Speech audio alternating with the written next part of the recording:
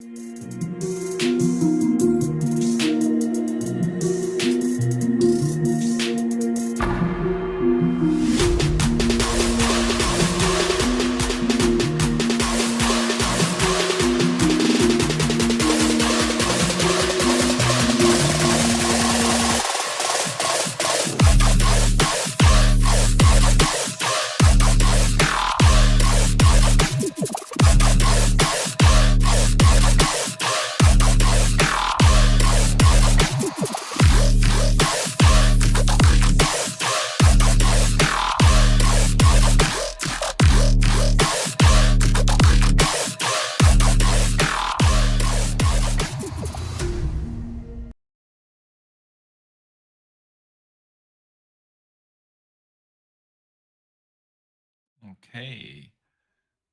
And we're live. Hello gamers from around the world. This is Boxenberger, the video game enthusiast from Germany, and I would like to welcome you to today's episode of The World of Gaming, the #1 podcast where we discuss everything that happens in gaming. And man, I thought this week is going to start to become a slow news week. Yeah, But it sped up pretty quickly. But man, that changed pretty quickly. So we have tons of good stuff to talk about. Today, we will definitely talk about the more or less breaking news that Hellblade, Clockwork Orange, and Sons of Midnight, South of Midnight, have been rated, and what that means. We got tons of great Stalker 2 news, man. The Witcher 4. We have some really interesting news on that. We will talk about a lot of a big interview that came out of the Xbox CFO Tim Stewart about console growth, about how the merger of ABK goes, and a lot more. We will talk about the Xbox teaser, the TGAs, and so much more. But first, Dutch, welcome to the show. How are you doing today? Indeed, and welcome to the midweek mix-up crew as well, because we're live on both channels as we usually do these days. Yeah. Man, you need to get your panel back. I know. Well, I've got one of my panel members vacated at the Xbox Netherlands event today. Yeah. So he's enjoying the Xbox Netherlands event there. That's Pat here. So enjoy, Pat. I know you can't listen because you're too busy playing games in person there. So enjoy that. But yes, I'm doing well. So many games, and then Xbox Gamepass dropped a huge list of extra games today. Remnant 2, man. I was on the fence of getting it. Do you want to co-op it? Okay, we can do that, man. Sounds like a plan. Let's do that. Great plan. Awesome stuff, man. I've never played Remnant from the Ashes, so it's a new one for me, and apparently it's really good. Yeah, I played a little bit of the first one and never finished it. It had some great potential, but I hear so many good things about Remnant 2. But Remnant came out just in a super busy period, so I never got around to play it. And I was thinking about getting it in, the sale, the Black Friday sale. But then I thought, well, do I have the time? I have so many other games that I already own that I want to play. But now that it's completely free, it's a fantastic thing. Let's co-op. That's a good. Yeah, it's up to 3 players, man. But there's so many on that. There's about 4 or 5 on that list that I'm intrigued at. It's gonna be a busy one. I need to go through the list again and double check which ones I was looking at. But there was a few there that I was like, ooh, very nice. I like this. Sweet. So, but yeah, other than that, I've been playing more Cyberpunk. Wait, we'll get to that. On. We talk about that in a second. I need to welcome our awesome community, man. That would be super impolite. All these awesome gamers that take the time. Oh, pardon me. Yeah. You okay? Damn. I'm good. I just had a little cough. Yeah. Welcome to this awesome community. great to see you all in the chat. So many familiar names. Shout out to Stormplayer DX, who had his birthday the other day, and all the other awesome gamers that join us here today. We will have so many things to talk about, and so we definitely want to hear your thoughts. So drop your thoughts in the chat. We are definitely looking forward to hear that. And Dutch, I wanted to make it this now a permanent thing that we let the community vote what kind of gameplay, what games we are going to roll during the podcast. So before which this beautiful overlay to a little bit more gameplay, because who wants to watch our two faces only for 2+ hours? I don't know what you're insinuating, Boxy. We've got very pretty faces. We do. They also look good if they're a tiny little bit smaller, and you can watch some awesome games. So yeah, drop your votes. As of right now, looks good for H4, and I love that. I love our community. See, I think you've just built up an Age of Empires community, and it's no longer a podcast. I think you just need to make an Age of Empires podcast. I should. I probably should. A step-by-step guide for each civilization. There are so many channels out there that do that, man. But you know. Yeah. There isn't a box and burger Age of Empires channel. That is so true. That is so true. You're putting thoughts in my head, man. Do it. I need to actually think about it. Anyway, so yeah, guys, let us know in the chat what you have been playing, and Dutch, what kept you busy lately. Yes. So I've been playing and slightly addicted to, even though I've set my thing on playing it on stream, which sometimes I hate, but other times just means I have to stream more. Is Final Fantasy 16. The story is really good. Like it really is. Like all the characters that you're introduced to, and the voices, you get used to them. Of course, the accents is a bit weird at first, but you get used to them. But the overall story and the way it intertwines, and you're like, I wonder where he's going and what he's doing now. And then it kind of fades away, and you start playing such and such, and it gives you like a little cut back to them later on to see what's happening with them. I really like it so far. I'm pleasantly surprised by it, and I'm glad I'm digging into it now. So. Yeah. How far are you into it? Oof.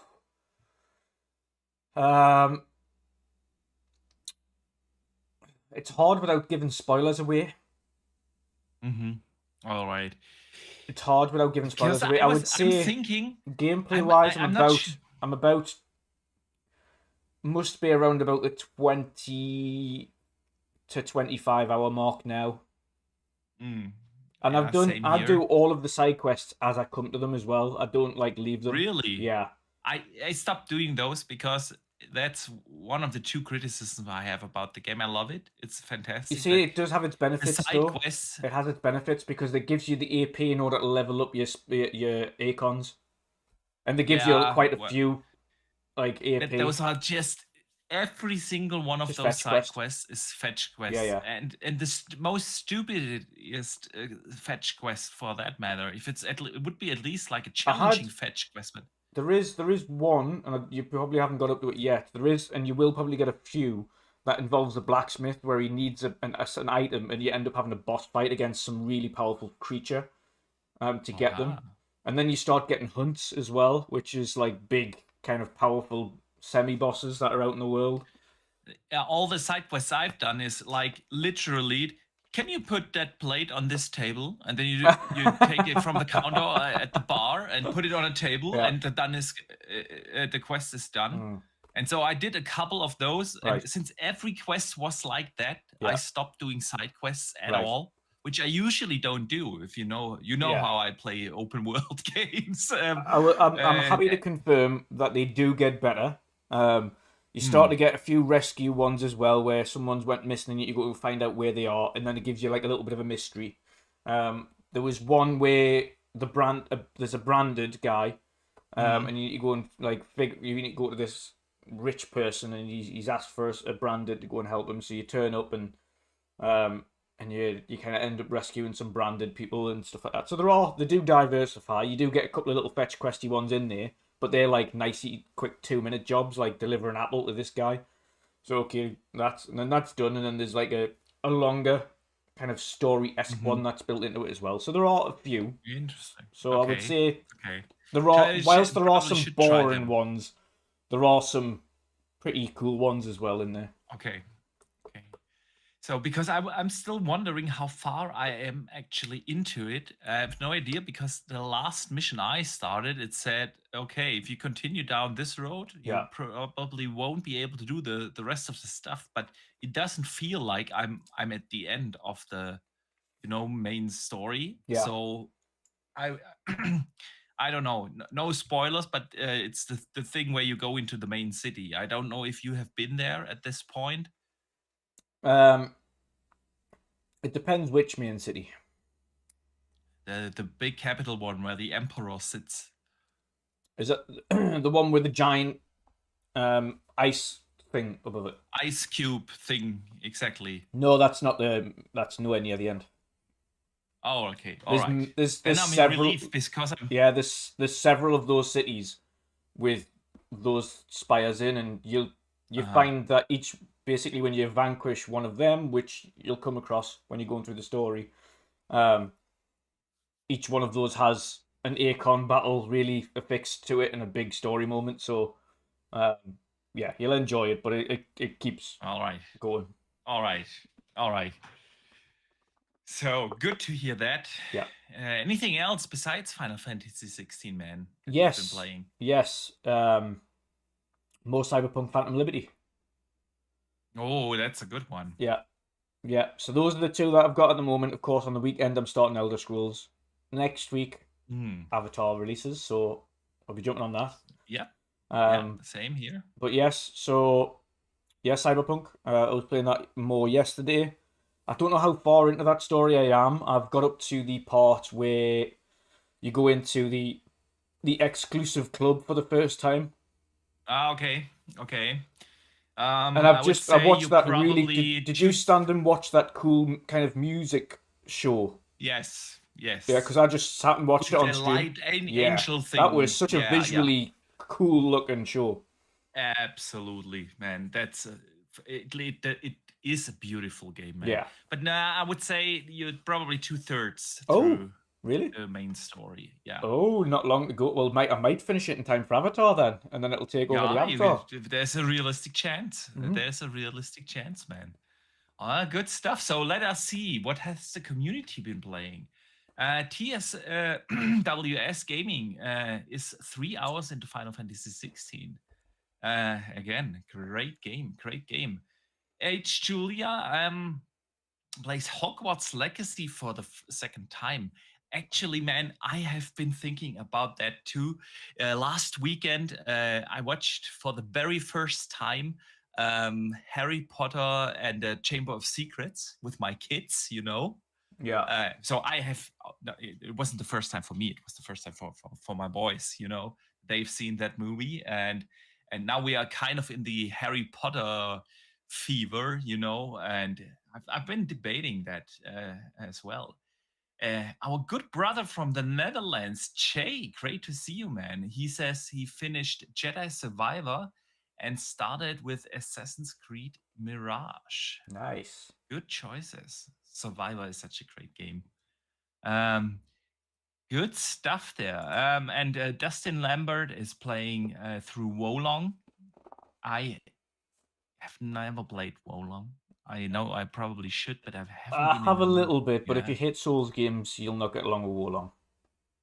Yeah, I don't hate them. I if you don't like the Souls games that don't respect your time, like the generic Souls, if you don't that's my thing. It's not for you then. It's not that it doesn't respect your time. It's just it's more akin to a generic like a regular Souls game, as opposed to an Elden Ring. It's like linear. Here's a boss. Like the boss right at the beginning of Wolong is pretty difficult. Like, yeah, right at the beginning. But yeah, if you don't like those and you get frustrated by them, then I would say pass. It's a good game, but it's just not for us. All right. Good stuff there. So besides Final Fantasy 16, of course, I have been continuing H4. And if I look at Really? the poll here, I would never have guessed. you would never have guessed that. And actually, I thought, man, I'm just gonna play, the campaign and then move on again because I don't want to get back to that online addiction. But boy, I started playing ranked online matches again, and it's like heroin, bro. Like you can't stop. Everyone has their poison, and Boxy Age of Empires is your poison. Bloody. So I'm glad that the community likes it as well. We have 52% voting for H4, only 22% want to see Final Fantasy 16, and 26% want to see Phantom Liberty. So yeah, good stuff here. I have to, whilst talking, which is a multitasking problem that I have, switch the gameplay real quick, and we're gonna watch H4. And my guys will get Final Fantasy 16. Oh, sweet. No choice there. Nope. Straight in. It's what I've most recently recorded. My podcast, my rules, bro. I'll jump into a couple of our guys as well on here for what they've been playing. Are you still going? Hang on 1 second. I want to say real quick something about this gameplay that we are watching right now. This is a mission from the campaign of the add-on that released lately, the rise of the ascent of the Sultans, and I've been playing the campaign up until this mission on the highest difficulty, and boy, I had no chance whatsoever to beat it.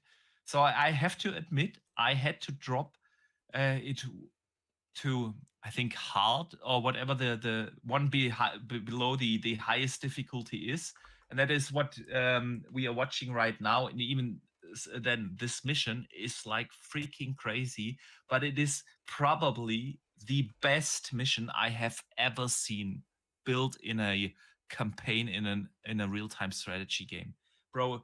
It is so good. You have like 8 different locations, like kind of like capture, you have to capture those locations simply by putting your units into it. And if you do so, the units get some additional units get produced at those vantage points that you have to capture. But you can't control the units produced. They are controlled by the AI, but they will fight for you. Right. And you get like ship drops every 90 seconds of the unit for units you can actually control. And it's such a clever idea. Like you could make an entire game out of this concept. It is absolutely awesome. It's so good. But sorry, man, I've been interrupting you. It's okay. I know. I can see your massive excitement around Age, so I can't interrupt that. Yeah. I could talk about it like for the entire podcast. But and this is why you need to create an Age of Boxenberger show. I kind of should, man. I kind of should. RSJ fan is actually playing Cyberpunk, which is awesome. Nice. Great game. Nice. Hello guys, Dutch. We've got Ray Oid in the chat, and he's been playing some Killer Instinct Anniversary. Awesome. I still need to download the patch. I've already got Killer Instinct installed. I need to put it onto the internal because I already bought the definitive edition when it originally released. So I get the fancy upgraded version as well for free, so that's good. And he's been playing some Starfield, which is awesome. You see that news article with what's his face on Twitter, who did it 33 times and he ended up coming back and viewing himself. Nico. Yeah, Nico. He ended up viewing himself. Great guy. I love his passion for Starfield. 33 gameplay. Jesus wept. Like, I'm glad he could do it to see what happens, but I couldn't do that. No chance. Would I play that 33 times in a row? Actually, I've been playing a little bit of Starfield as well this week on the Ally. Oh, nice. Again, to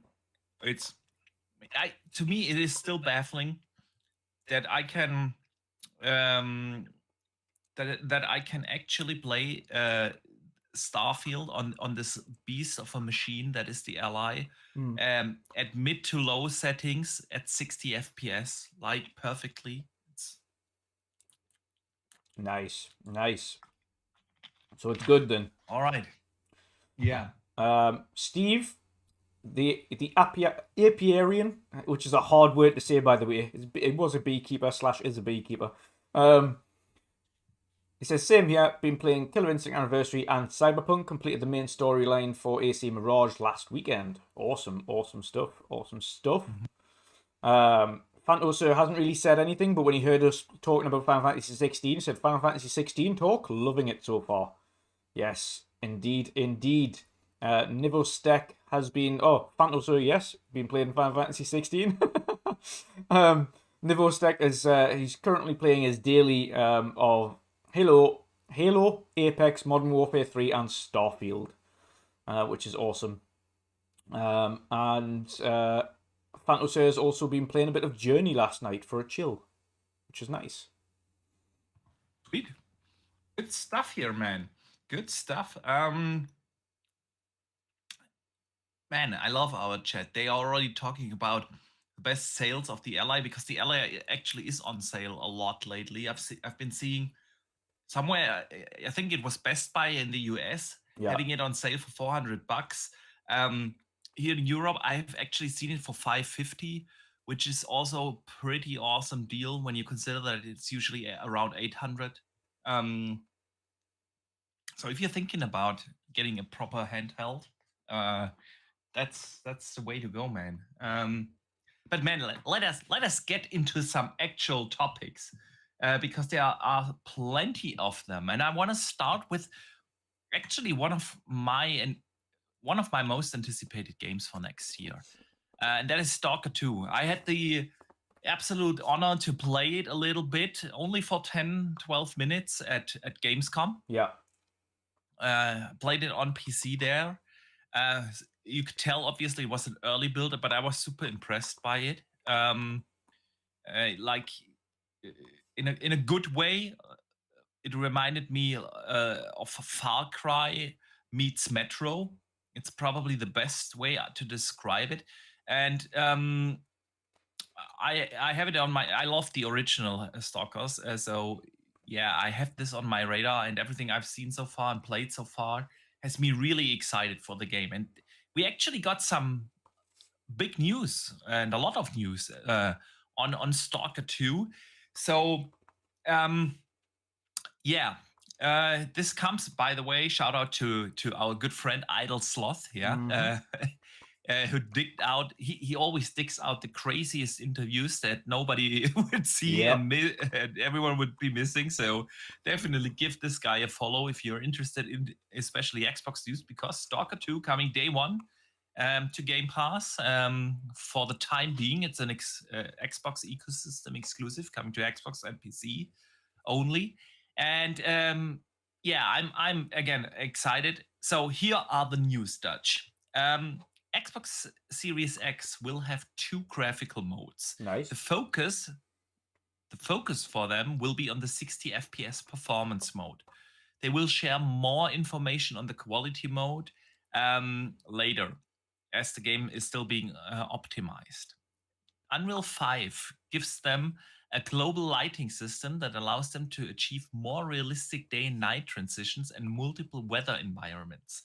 I haven't played in the part that I have played, I only played during day, but at the end of the demo that I played, you got into a big thunderstorm, where I was in a house and then lighting struck through the roof, and the ambient was illuminated really beautifully. So good to hear that. I can confirm that. The main story will take about 40 hours, which is a good amount of time. The main storyline has 4 different endings. Yeah, so depending on your choices, you have different endings. Side tasks will also have different results based on the player's choices, and some of the side tasks will actually affect the main story plot in some way. There will be auto and manual saves. There's a stealth mode where you can use your knife to kill everyone. Headshots are going to be one-shot kills, and the final polish of the game will take a while. So it's hard to say how close they are to finishing the game.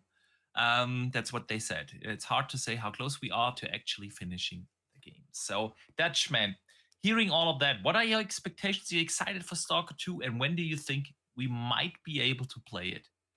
Yeah, I'm so excited for it. I've been excited for it since they announced it, but I've given them an extraordinarily wide berth because of the situation surrounding the studio and the country that they're in. Yeah. And so I'd give them a much wider berth than I would any other to just get the job done as and when they can. Hopefully we'll see it at least like midway through next year. Maybe it's June, July time. It releases. Might end up being a shadow drop on. Might have been a shadow drop on, or during E3. It's going into Game Pass anyway. Yeah. So it could be that they get it ready for then. But again, no massive pressure. Yeah. I mean, again, if any of the studios out there has a reason to delay a game and take their time, it's them. Yeah. But yeah. So I was just super excited to hear that they will have a non-linear story line. You actually get to make decisions that matter on and have an impact on the storyline. Well, didn't you kind of experience that a little bit anyway in your playthrough? I did that. I actually. So I've been playing the demo twice. Because in my first playthrough of the demo, I wasn't able to actually see the end of the demo because it started out the part that I played. Yeah, I started out somewhere in the wild, and a guy gives me like tiny bolt and says, "Okay, if one of the anomalies occur, you throw them into these anomalies, and boy, you should do that. If you see an anomaly, throw the bolt in there." Yeah, and, yeah. Then I had to walk to a little village, and like super tiny village, 5-6 houses. And on my way there, I met a guy. There was a dude in a small cabin. He was getting attacked by wild dogs, and I was trying to actually help the guy and shoot the dogs, but I accidentally shot him. And so he attacked me, I killed him, and then went into the village, and everyone in the village was like, "Whoa, what did you do?" And they were just attacking me like crazy. And actually they killed me. So, and then I started the demo all over again. This time I was actually able to help the guy and kill the dogs without hurting him. And he was, "Oh, thank you so much." And then I walked into the village, and they were all friendly, like giving me side quests and stuff, and which none of those you were able to play, but yeah, you can tell. And then something happened. I think that could be a minor story spoiler, and I had to go to a different village which was abandoned. There was like a giant bug thing coming at me, and I killed that, and then the thunderstorm appeared, and so that was basically my playthrough. So yeah, your choices matter, your actions matter, and you could tell it was like a vastly open world, a lot of different places to go to. The inventory system, which they specifically told me they haven't decided on which inventory system they are going to use, but it reminded me a lot of the Resident Evil one.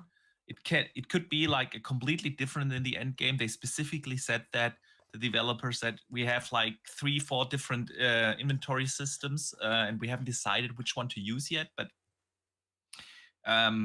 it reminded me a little bit of Resident Evil, where you have these blocks and you have to arrange your stuff. So if you find a weapon, you have to rotate and adjust it in these blocks. It was that, and there was a big skill tree and everything. So it's an open world action RPG, you know. Yeah. And hearing all those news, I'm excited, man. I'm really excited to play it. I still have the hope that it might be a little bit closer than summer. Actually, yeah. I You would never have know, thought but it would be like yeah, a early 24 game. you never You know. know? I like the fact that they're just saying, listen, like we're aiming to, but basically we're getting it done, and when it's ready, essentially. And it's the only studio right now. I'm kind of saying, yeah, fair enough. Fair enough. There's a few studios where I just hope I'd rather they just cancelled the game, i.e. like Skull and Bones, which has apparently got another release date. That can just who get in the bin. cares? Yeah. Boy, that game is going to tank hard. Oh yeah, yeah. I know, having played is going to play that. Multiple I've seen your times. gameplay, man. Yeah. And there's no way I'm going to play that game. Nope. That's the thing with Ubisoft lately, you know, they have some really cool looking, great looking games coming, like Star Wars Outlaws looks phenomenal. I'm really looking forward to Avatar, but then they have these other weird ass games on the horizon, like the Skull and Bones. And you know what it is with Skull and Bones? I don't others. think they know what they want it to be. Yeah. I don't, like, having played it, I don't think they know whether or not they want it to be like an Ark type game where you have to craft and build everything, or whether or not it's a pirate game where you're having combat, or whether or not it's a Sea of Thieves-esque game, because it's nowhere near like Sea of Thieves. Like, if you want a piratey game where you're a sole pirate and you're commanding a ship and you've got your crew that you boss around that are your friends, it's not it. It isn't it. It's far from it. And the intro to the game is just so long and convoluted and boring that you'll drop the game far before you even want to continue playing it. So I don't see... And from every playtest afterwards, everyone that's played it since then has said exactly the same thing. Like, they don't see how they could possibly improve the game to where it needs to be. From a gameplay perspective, not the visuals, not the performance. It's got nothing to do with that. It's simply just the gameplay is just damn right boring. And sometimes you just can't, like, how can you that's not something you can just change overnight. It's not. Nope. And that's why they should have canned it like 3 years ago. Yeah. Nice idea, nice try. Okay, didn't turn out. The problem is they've got a involvement from the government which funded them. I've forgotten which government it is. It's one of the Caribbean governments that funded them. And so they have to release the game. Yes. They have to, man. They have to. All right. Let's move on from Skull and Bones. Yes. So Stalker 2, looking forward to that. But, you know, I know you are looking forward to Hellblade 2. Oh, yes. And as do I, and I think a lot of our community as well. It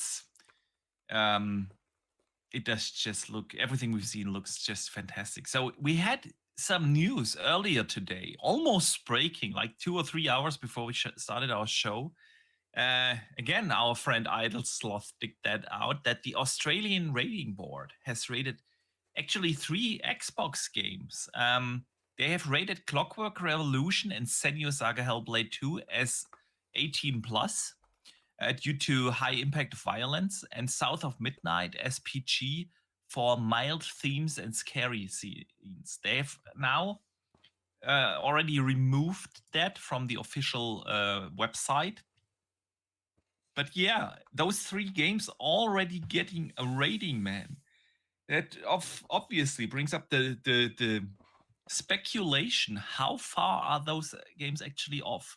I personally could, of course, see Hellblade 2. My guess was always like Q2, early Q2, April. And my guess. We both could see Clockwork. When we saw Clockwork's gameplay, we were like, that is the furthest. That game actually looks closer than any of the other games we've seen. Yeah, man, because if you look at that trailer, there's so much gameplay in there. Yeah. Like they have story elements and everything. That's clearly, in and the it's trailer. clearly They have in actually game. Like the gameplay. walking around and Yeah. everything. That's in game. Really in game, yeah. You can see, okay, someone shooting something, doing the time movements and everything. So that's true, but I still would not have thought it to be a 24 game, or maybe if so, like really end late 24. If that game already gets a rating, it feels like it might be closer than we think. I don't know. I don't want to read too much into this, but usually, if you have to have like at least a more or less finished product for those agencies to be able to rate your game. Yeah. And the same goes for South of Midnight. I would have never guessed that it could be a 24 game, honestly. Yeah. Because we have seen nothing of that game. We have seen an in-engine cinematic trailer. That's it. We have seen no gameplay. We have no idea what it is. All they did with the trailer, as much as I loved it, don't get me wrong, but all they have done is set up the mood, give us an idea of the art style, and that's it. We have seen nothing of this, but also getting a rating, a PG. So yeah, man, where do you stand? Could we see those 3 next year? I mean, think Hellblade is a given. Yeah, I think South of Midnight's further. Okay. Hellblade, of course. I think now I'm arching more. It's really hard. I'm arching now more towards Hellblade releasing first and Avowed later on. But it's hard. It's really hard to tell. However, like I said, having seen the trailer for Clockwork, that looked like the furthest along out of all of them. So I could see South of Midnight being a 25, but I could see Clockwork potentially being the one that squeezes into 24 to be the 4th big title. I can see it. I really can, and I'm now watching towards Hellblade being the Q1 game or Q2, Avowed being maybe the winter release, and Clockwork being kind of somewhere in between. Yeah, listen, I was always like, okay, Hellblade, probably Q2. Early Q2, April was my guess. And again, I maybe think the one thing Xbox seem to be doing at the minute as well,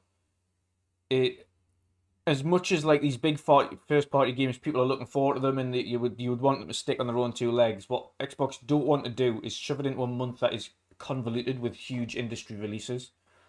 Yeah. So I'm also kind of glad that they're going, right, okay, these are releasing 24, and then they're kind of getting closer to the point. They're seeing what other releases are around, and then going, right, now we'll do it.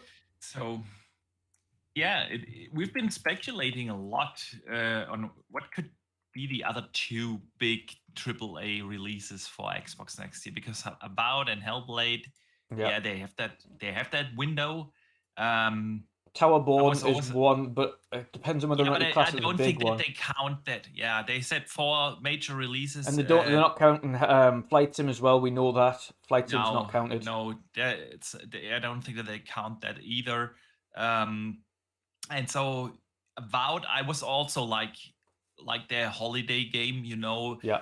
Because I feel like they wanna actually do something on Avowed before showing it and then releasing it, because it got mixed receptions for some reason. I still don't understand really why, because I loved what I've seen. That's what I expected from an Obsidian RPG. But the thing, obviously, is with the first CGI trailer, they set up this, dark and gritty tone. Yeah. And what we've seen so far from Avowed is super vibrant colors, and so I think a lot of the backlash that they got came from that. But then they've shown the game like 1.5 years before it comes out, and a lot can change in that time. So I think they will position Avowed more in the holiday season, and then is South of Midnight. Jagger and out in my chat says, I think South of Midnight will get polished until early 25, and I think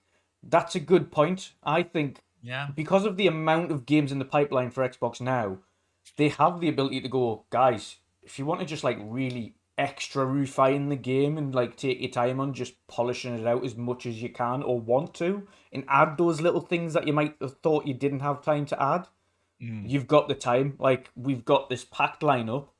We've already got like Yeah. the 4 games that are super close. We don't want to rush you and put you into it because South of Midnight is one of those games that could potentially be overlooked if it releases at a really packed window. Yeah, that is true. That is So true. you would want to put it in a window kind of by itself, give it its time, give it its flowers. So I think he's got a good point there. It could be that South of Midnight is pretty close, but they're probably just But going, we've got Hellblade, Avowed, they get the potentially Psychonauts Clockwork. treatment. Yeah, Yeah. yeah. And then, of course, Yeah. people are Yeah. mentioning Call of Duty, but at the same time, that was the 4 promised was prior to the acquisition going through. So Call of Duty is just an additional. Well, yeah, it was around that time where Yeah. they doubled down on that promise. So Yeah. with Call of Duty, it's tricky, you know.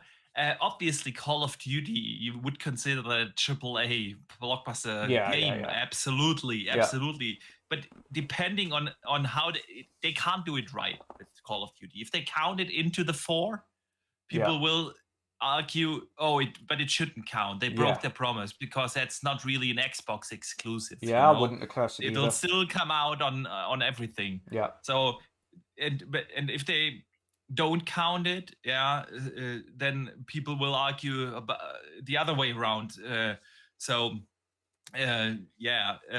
It's with Call of Duty, it's tricky for them. It's a good place for Xbox to be in, to the point where now, instead of having no games to worry about, now they've got so many games that they're kind of struggling to place them, which is what Matt Booty said last year. He said, I'm now getting to the point now where I have the pipeline of games. We know when they're going to be ready. Now I've got to try and figure out where I'm putting them. Yeah, because you can't. As much as it would be for us gamers, it would be amazing to just have game this month, game next month, game the month after, game the month. That would be brilliant. We just we don't have the time realistically to get through them all, even with Game Pass. Especially when you've got big RPGs like Avowed, and you've got potentially big RPGs like Clockwork, and then you've got Hellblade. Like, these aren't small games; these are relatively big games in terms of scope. So these things will take time, and then you have your games like your Starfields that are like hundreds of hours long, chunk in there as well. So I think it's pleasant now to see a complete change of things where Xbox are getting to the point where they're going, where are we? Where realistically are we going to place things that make sense? That's the thing. That's the thing, and especially with those smaller releases, AA releases. Yeah. Like if you would release a Hi-Fi Rush in between Starfield and Forza, it would not have gotten the attention. So it was a perfect time, to put that. And I feel like South of Midnight, for instance, could also be that kind of game that, it probably won't be like considered like a huge, gigantic AAA blockbuster. Yeah. It will most certainly be the biggest game that Compulsion has ever released. Far bigger than We Happy Few and Contrast.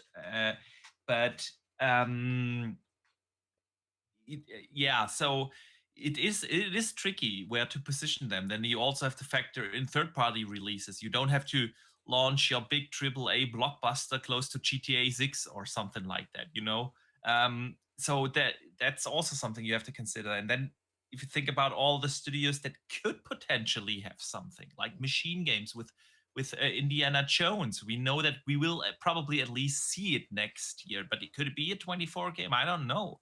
Then there's of course the rumor of Gear 6 floating around, and we have all those other studios where we have no idea what they're working on. We don't know where the next Doom is going to be positioned. And Perfect Dark. Yeah, I mean, listen, Perfect Dark in 24 would have given them 6 years, which is a realistic window. I still don't think it's going to be the next year, but there's so many possibilities. And adding up on that, or on top of that, you have games that are Xbox ecosystem exclusives like Stalker 2 that will come out. You know, I know not first party, but still. So yeah, we are going to eat good next year, man. Yeah, We are going to eat good. it's going to be one of those years as well that could end up being. It could end up being better than this year, and that's really hard to Imagine. to imagine. Yeah. But look at all of, even outside of just Xbox, all of the games already lined up for next year, and then you add the Xbox on top of that, and then potentially whatever else happens in the industry as well, with whatever Nintendo end up doing, whatever PlayStation end up mustering up next year, because they're gonna have to muster something. I don't think I they don't have think they will, but something next year. But you will see. We'll see. We will see. I But mean, industry-wise, the... it's packed next year already. Yeah, absolutely, absolutely. And listen, man, Suicide Squad. Yeah.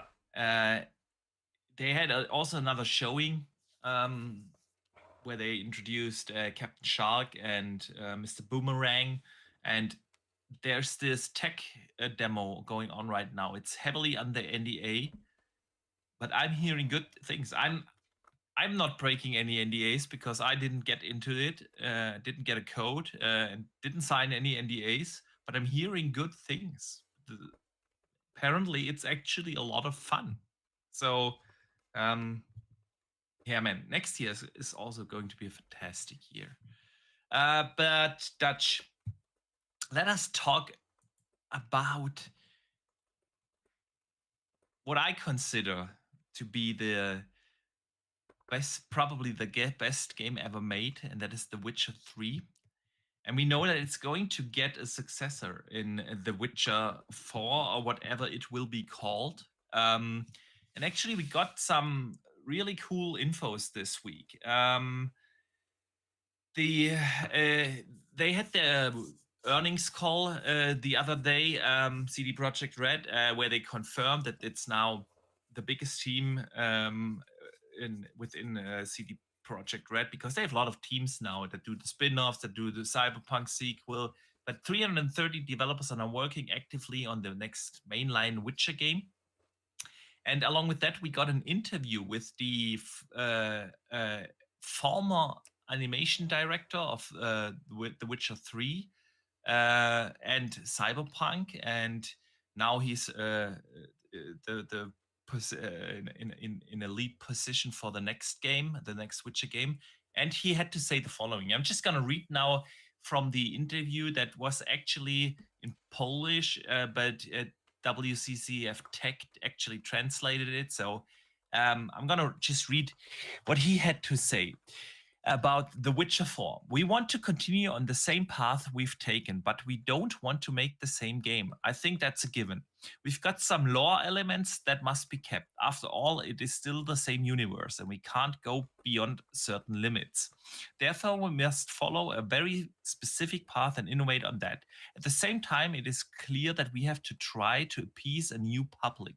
The Witcher 4 won't be out for some years, and it'll be a long time since the previous one. So we cannot just target the audience already fond of the saga. We must also build a new community. On that note, I believe I can say it'll be an excellent entry point for many players, without forgetting the longtime fans who still wish to follow Geralt's adventures.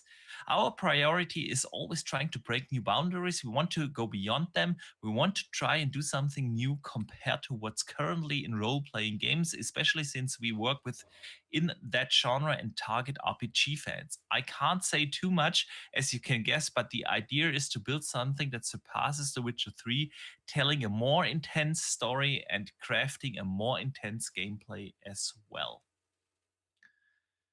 So, Dutch, getting goosebumps just thinking about The Witcher 4. So, what are your thoughts first? So, there's a lot of things in that. Apparently, Geralt is in the game to some degree. I think it'll be flashbacks. I think it'll be like Could be. Yeah. Could be a side role or side character It could now. be the way that they. But Do you remember how they implemented Siri at the beginning of 3? yeah. Where they have Yeah. these tiny little side bits with like Geralt or something. No, I don't remember anything about The Witcher 3. I think I should play it again. And yeah, you've only played it like 12 times or something.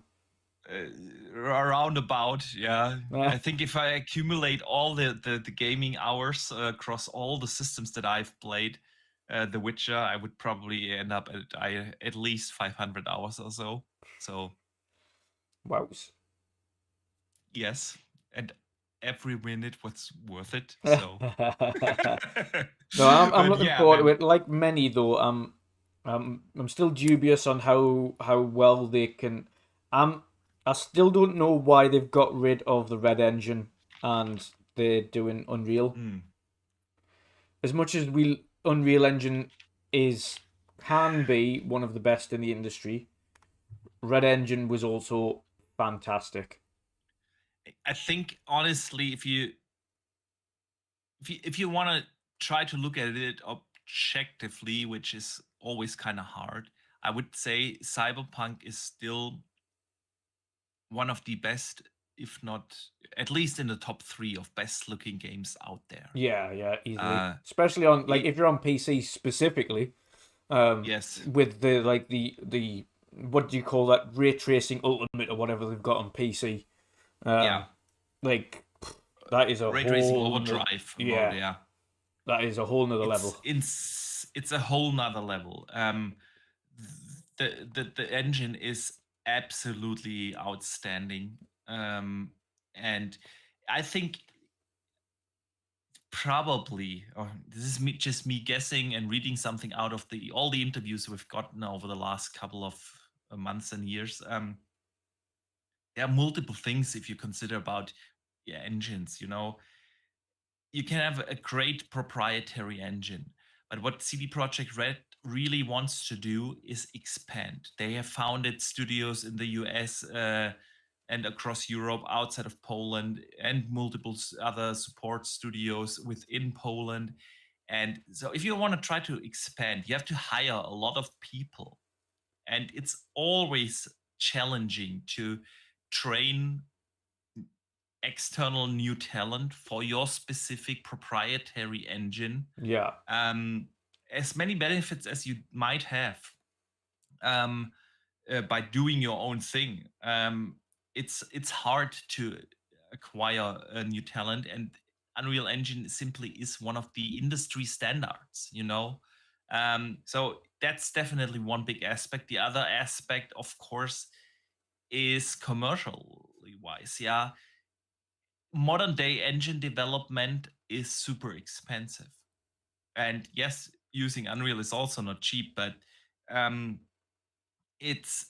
I think that's also a big factor that you have to consider if you think about what engine to use. Yeah.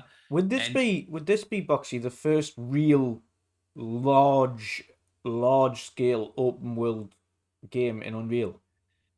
Well, there have been a few. Days Gone is a huge open world game. Oh, come on, it's a fairly huge open world game, but not quite to the extent that The Witcher was. No, because one was an RPG, another was an action. That's what I'm saying. That's what I'm saying. Like this big. Yeah, but still, I would count that. Then, well, Mass Effect probably not open world. Yeah. I mean, more even if you have a look at the full on RPG like Witcher, this has to be the first one on the engine. Probably. It's and I think honestly, that's a reason why they might have gotten like a good deal with Unreal, commercially wise, because what Unreal always struggled in are two things, and that's first-person shooters and open world games. That's why you don't see a lot of them. Yeah. And if you can pull off a Witcher kind of open world game, in the engine, this is simply like a huge pull factor for others. Unreal Epic, pardon me, Epic is going to learn so much by developing the engine and further along with CD Projekt Red, which is also hugely beneficial for them. So yeah, I but I do agree. I don't want to, competition is always good. So, and if you look at some of the best looking games out there, they usually have been, or not usually, but many of them have been in those proprietary engines. Look at the flight sim, you know, look at Cyberpunk, look at even things like Last of Us with Naughty Dog and their engine, Um, so yeah, I don't know why they did it, but those reasons could be some of them. I would think the But first yeah, point is the most likely. I think the first point we mentioned with hiring talent is the most likely yeah, of them, to be honest. probably. So, what do you expect out of this game? They said specifically they want to do the lore, the universe justice, but at the same time, they want to make this accessible for new audience, get new players in, and fairly so. I would assume that this game is still at least 3, maybe 4, 5 years out. So we are really talking here around 26, 7, 8, somewhere in that ballpark where you land, and that's then 10 plus years after The Witcher 3. Yeah. Which is a closed trilogy. No spoilers here, but the story itself ends after The Witcher 3. Yeah. So, what do you think? I can understand why they would say are they make it going more. to approach that? Yeah, I would understand why they say make it more accessible because there's quite a few people that have tried to get into The Witcher. Yeah. The Witcher 3 specifically, and it's just too overwhelming for them. Mm. And I can understand it. I haven't played it myself. Haven't you? You've played it multiple times. For normal people to get into a game like that, it's overwhelming. Like the opening segment's fine, but as soon as you get past the opening segment and past the first village, then it just goes boof. Like like here's a bunch of stuff. Have fun. See you later. You can use a guide. You've got tons of Witcher senses. If you turn off the game for any amount of time and try to come back to it, you've forgotten everything you've learned. How to craft potions, how to sort your weapons out, the combat, the Witcher sense. There's so much to it entail. Then you've got the powers that you've got, the Witcher powers, where it's like pushing back or the shield or so. There's a lot. 5 Witcher signs. Yeah. Yeah. So you've got a lot of them things that can be quite overwhelming for someone who wants to try and get into the game in the first place. It might not be adverse to it's compared to most RPGs. There's a lot to it. It's super in depth compared to most. Yeah. So maybe they're thinking about making it a little bit easier on that front. But again, they've got a fine balance because the Witcher fans are going to want it as in depth as possible, as in depth as Witcher 3. But if you're trying to approach to a new audience, then maybe you look at making things like not an accessibility option, but maybe a specific control scheme option like you can at the beginning. Like if you have a look at Final Fantasy, you've got like 2 options you can choose from at the beginning, which is one's like standard, and then the other one's like not easy, but like an easier way of kind of doing that or playing the game. And maybe they look at implementing something like that where you can choose a control, like a type of control scheme for the game in itself that makes doing some of these things far easier and far more accessible than it would be for those who want a more in-depth thing and they want more control over it. So that's the thing. That's kind of how they're going to approach that, how they're going to make it more accessible for a wider audience. That's difficult to really comment on because we don't, unless we're involved, we can't really see how that could be possible if they're trying to balance a fine line between keeping it as engrossing and as in-depth as it was and also appealing to a generic audience. See, I don't think that is what they actually meant with that statement. I think they will definitely listen to feedback, and Yeah. the big feedback was obviously the combat. Many didn't like the combat, which I actually enjoyed it because Yeah, I I did. thought the one thing that they really did is it was not just your character getting better while playing through stat points and whatnot, but you actually realize when playing the game, okay, I'm becoming better at playing this, doing the parries, doing the using the science to my advantage, and so on. And so I really enjoyed it, but I think that's one thing. I think when they talk about more accessible to a new audience, I feel like if you put out a game, The Witcher 4, a heavily story-based RPG, and you haven't played 1, 2, 3, and going back to playing 1 now, it really didn't age that well. And even Yeah. 2 is a great, I love it, but yeah, it shows its age. The Witcher 3 is still absolutely worth playing it. But I feel like if you talk about a decade in between such a gigantic trilogy, I think when they talk about we want to make it more accessible, I don't think it's going to be called The Witcher 4. They will call it The Witcher whatever Yeah. and start a new saga, so that people that are not familiar with the lore can get into it, get new story out of it, get of course that's challenging because see what happened with it, like games like Mass Effect or so that did something like that where and then you still want to like cater to your fans, and the Witcher 3 has a gigantic fan base. It's sold what now, close to 40 million copies. Yeah. So I bought 5 of them, but still it's it like yeah, I lost my train of thought. So I think I hope it's not them going into the let's make our game more accessible by making it simpler, Yeah. because that's what CD Projekt Red is known for. The same things you said about The Witcher also goes for Cyberpunk, like an overwhelming game. Yeah. There's super deep RPG mechanics. You can do so much. Yeah. Tweak that, tune that, upgrade that. It's like, and I want that out of a CD Projekt Red game. So I do hope that they will stick with that.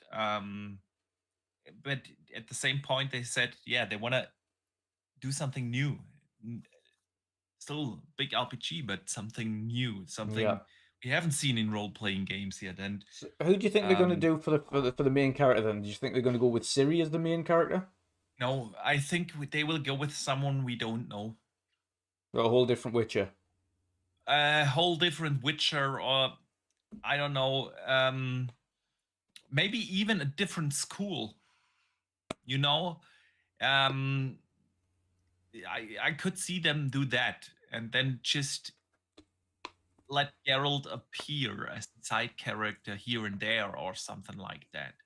Um, but I don't think they will use someone as the main character that we know, because again, if you tie it too close to the original trilogy, you will scare off new gamers. And after such a long time, I mean, the same goes for even stronger for like Elder Scrolls. You know, there's a whole generation of people, gamers growing up that don't know what Elder Scrolls is. By the time Elder Scrolls 6 comes out, it will be like, I don't know, 18 years or so in between the Yeah. two mainline Elder Scrolls games, you, it's a completely different time, a completely new generation that you want to address with that game. Yeah. So yeah, I think with The Witcher they are going to stick to that lore. Of course, that's what they also confirmed, but they will really have a new main character we haven't heard of before. They will have like these throwbacks. Maybe you visit Novigrad again. You know what I mean? Something like that. But I think they will do something entirely new. Yeah. But yeah, really looking forward to that. And they also, by the way, announced that Cyberpunk Liberty. Wait. Cyberpunk Liberty was Cyberpunk Liberty. Liberty. Cyberpunk Liberty. I like it. Yeah. Damn it. Was actually super successful. Yeah, they sold 4.3 million copies of that expansion already. So 20 yeah, something around the ranks of about 20-ish% of the Cyberpunk fan base have bought it so far, which is a big uptake, to be fair, for an expansion.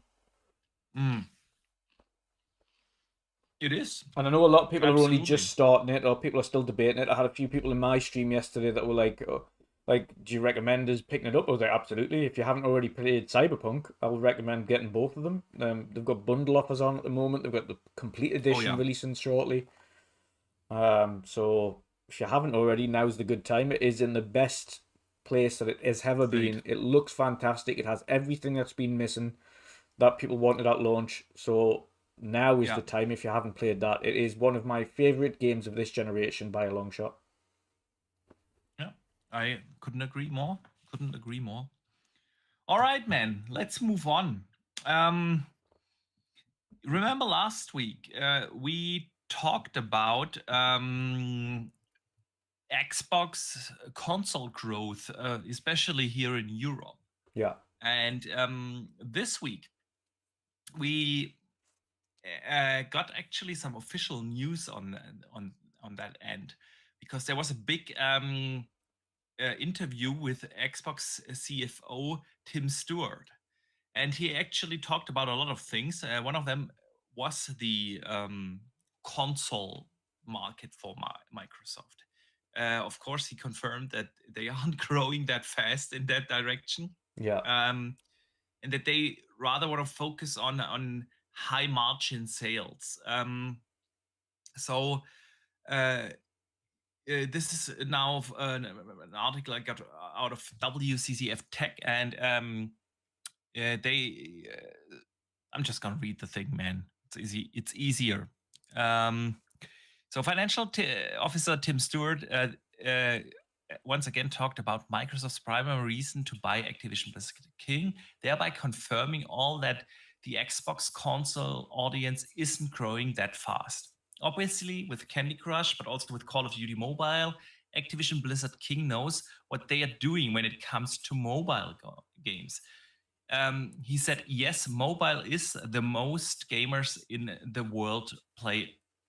Hang on, yes, mobile is the most gamers in the world play on mobile. The CFO said during the conference, we think about the console landscape, and part of the real evolution of the deal was, hey, look, we got a fixed console audience with Xbox, or relatively fixed, but not growing that fast. You've got a couple of 100 million kind of consoles addressable market. You've got around 300 to 400 million kind of in the PC gamer market, and then you have billions on the mobile market. So that's the kind of, when you think about the Xbox component of Call of Duty, you go from, again, that low margin business, which is console and PC, to high margin business. And then what you do is you also expand and say, we are now driving high margin sales on PlayStation and Nintendo.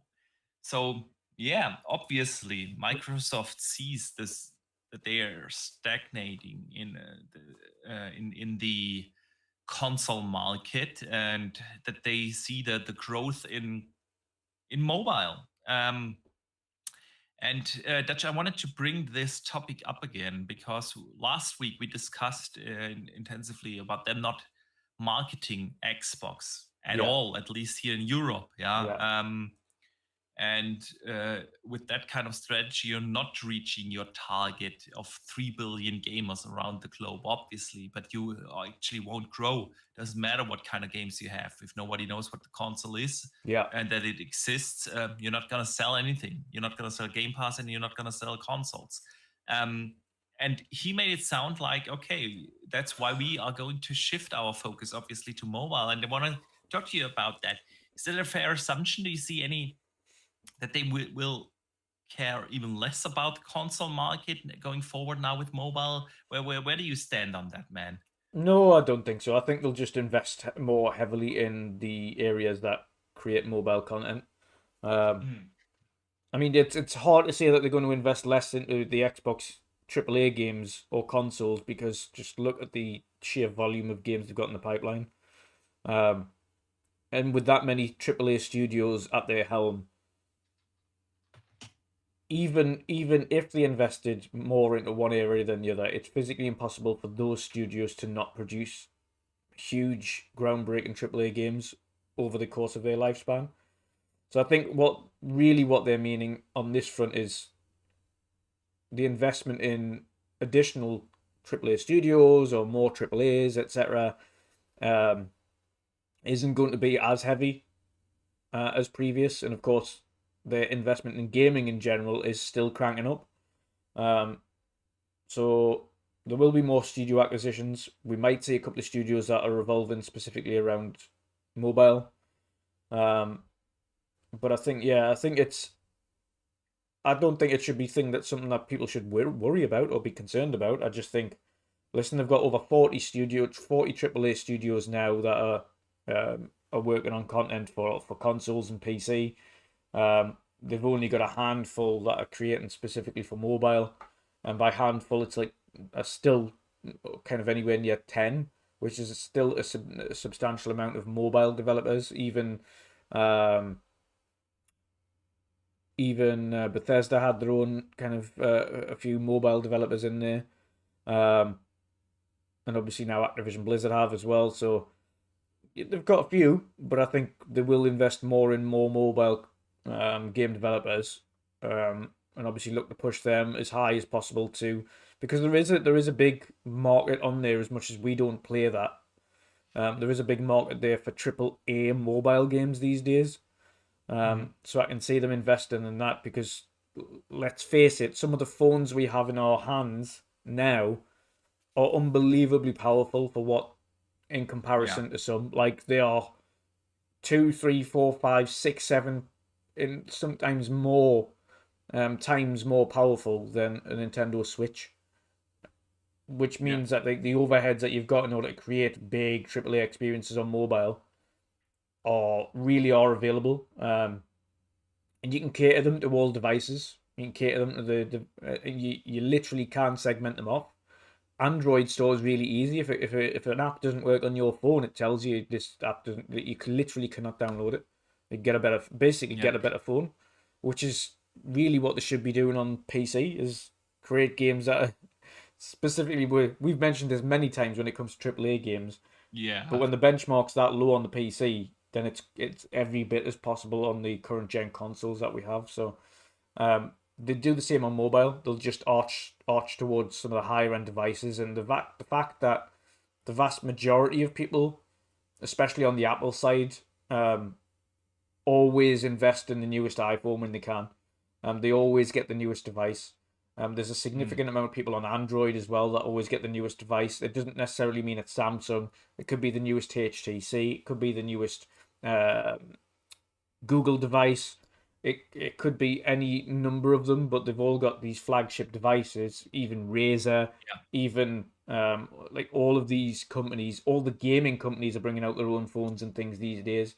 So yeah, it's every bit as possible. I think that they're just going right. Okay, we've heavily invested in the console space and the PC space in all of these big acquisitions. So we're quite confident now we've got a pipeline of developers that are capable to put out content at a frequency that will uphold the console and PC space. Now we need the same level of frequency of studios that are able to pump out mobile content at a relative quickness. Yeah. Mobile's a bit different. Mobile, there are that many things going into the app on a daily basis, that many new releases going into the apps on a daily basis, that the speed of turnaround for new games on mobile needs to be substantially quicker than it is on console. Like, you need to be releasing content a lot on mobile to stand out, and it needs to be high That's quality. true. It really needs to stand out for people to have a chance, because there's so much filler and firmware crap on mobile, and you see them all on Oh your yeah. advertisements every 2 minutes. You can scroll down Twitter, you can scroll down Instagram, no matter what it is, you see these stupid advertisements for games that aren't actually games, these random like spamware games that are filling up the marketplace, and you need to take. I think you do need to take control of that, because when people think of mobile gaming, that's the shit that they see, and that's what the people think it is.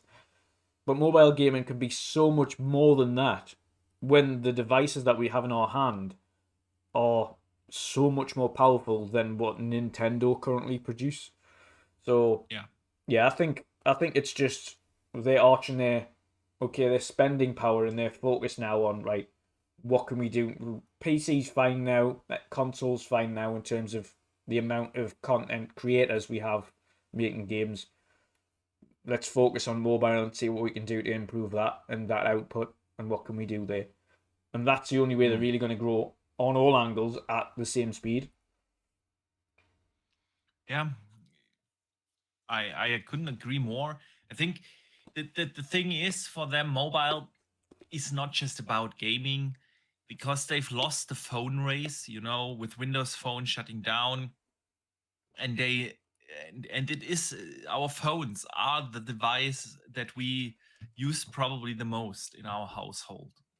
Listen, uh, I don't know about you, but I spend way too much time on my phone. Yeah, Yeah, you do everything with it. yeah, And for them now getting a foothold again in the mobile segment at all, is huge. And with the new regulation coming in 2024, where they can also put their own store on iOS and uh, things like that, gaming is a big part of that, to get people to spend time in your ecosystem. And we all have the phones in our hands way too much, probably. And so yeah, that makes sense, of course. At the same time, I don't want to say concerned, because that sounds so harsh, but ever since Xbox opened up their console system, and to a wider ecosystem with cloud, and especially with PC, we've seen their shift focus over to PC, because that's the bigger market. Yeah. And Tim Stewart said it himself. They are not growing in the console space. We can argue again all day long on why that is. Yeah. You could argue they didn't even try to grow there. There's a lack of brand awareness around the globe and so on. But overall, one thing is for sure: the console market is a saturated market. Like, yeah, you might move some customers over from PlayStation to Xbox, or Nintendo to Xbox, or Xbox to Nintendo, and so on. But you have like new console gamers coming in is not happening at the same pace than in other ecosystems. And they see that, obviously. Tim Stewart literally said that. And then of course you come up, if mobile is now their focus. Yeah. Where will they spend the next investments, the next acquisitions? Is it going to be in the ecosystem where you don't see growth, or in the ecosystem where you see see the potential growth? So yeah, I sure hope it won't come down to that, that they abandon the Xbox eco or Xbox console segment even more. But then on the other hand, I think in this day and age, you don't really have a choice. Gaming, or the media landscape, moves on. it's not about having this one stationary device that you can play only on your TV. That's not what gaming is about. And I just look at it and look at how much I love my Rock Ally being able to play on the go, whether it's when I'm outside of my house somewhere, traveling or whatnot, or I actually play a lot of it in my house. Yeah, sitting in my backyard playing some games. Well, not in now, because now we have snowfall, but you know what I mean. And yeah, so you kind of have to move along, and it's what, when it comes down to, PlayStation is trying to catch up to. Yeah, they expanded onto the PC market, yes, but not really heavily, and they have, and they're trying to catch up on these kind of things. If you talk about games as a service, where are games as a service titles super successful? It's on mobile. Most people play Fortnite on mobile, and you kind of have to move into that market. Yeah, but maybe I'm just a little bit too scared about it for Xbox to shift away their focus, especially now that we are finally in this, where Xbox finally is in that position where the future actually really looks bright. We just talked about it, how good 24 is probably going to be for us, especially for Xbox fans. Yeah, with Game Pass, and day one drops in Game Pass, and Hellblade and Avowed, and maybe South of Midnight, maybe Clockwork Revolution, and so on coming. I don't want to see them shift away that focus. But yeah, at the end, time will tell, and I understand the logic behind it, and it makes total sense, because if you want to be sustainable, you kind of have to do that. And every bigger third-party publisher also did it. Activision Blizzard obviously invested a lot by buying King. EA heavily going into mobile, Ubisoft going into mobile. Everyone wants to be there.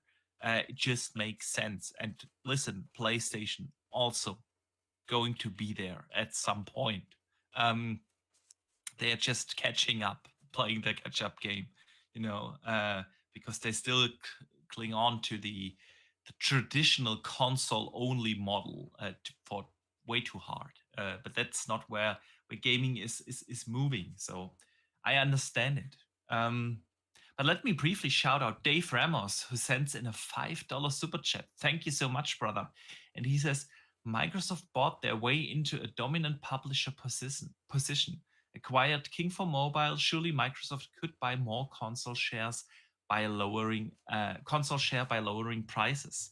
Yeah, I agree. I think they are in a position now where they really don't depend too much on the income through actual console sales. They depend now on you subscribing to Game Pass and buying content on their platform, in their ecosystem. And like Dave said, they are now such a gigantic publisher, and not just an Xbox publisher. Yeah, because the biggest games, coming out of ABK are either multi-plat or tied to not the traditional console ecosystem, like World of Warcraft and Candy Crush and whatnot.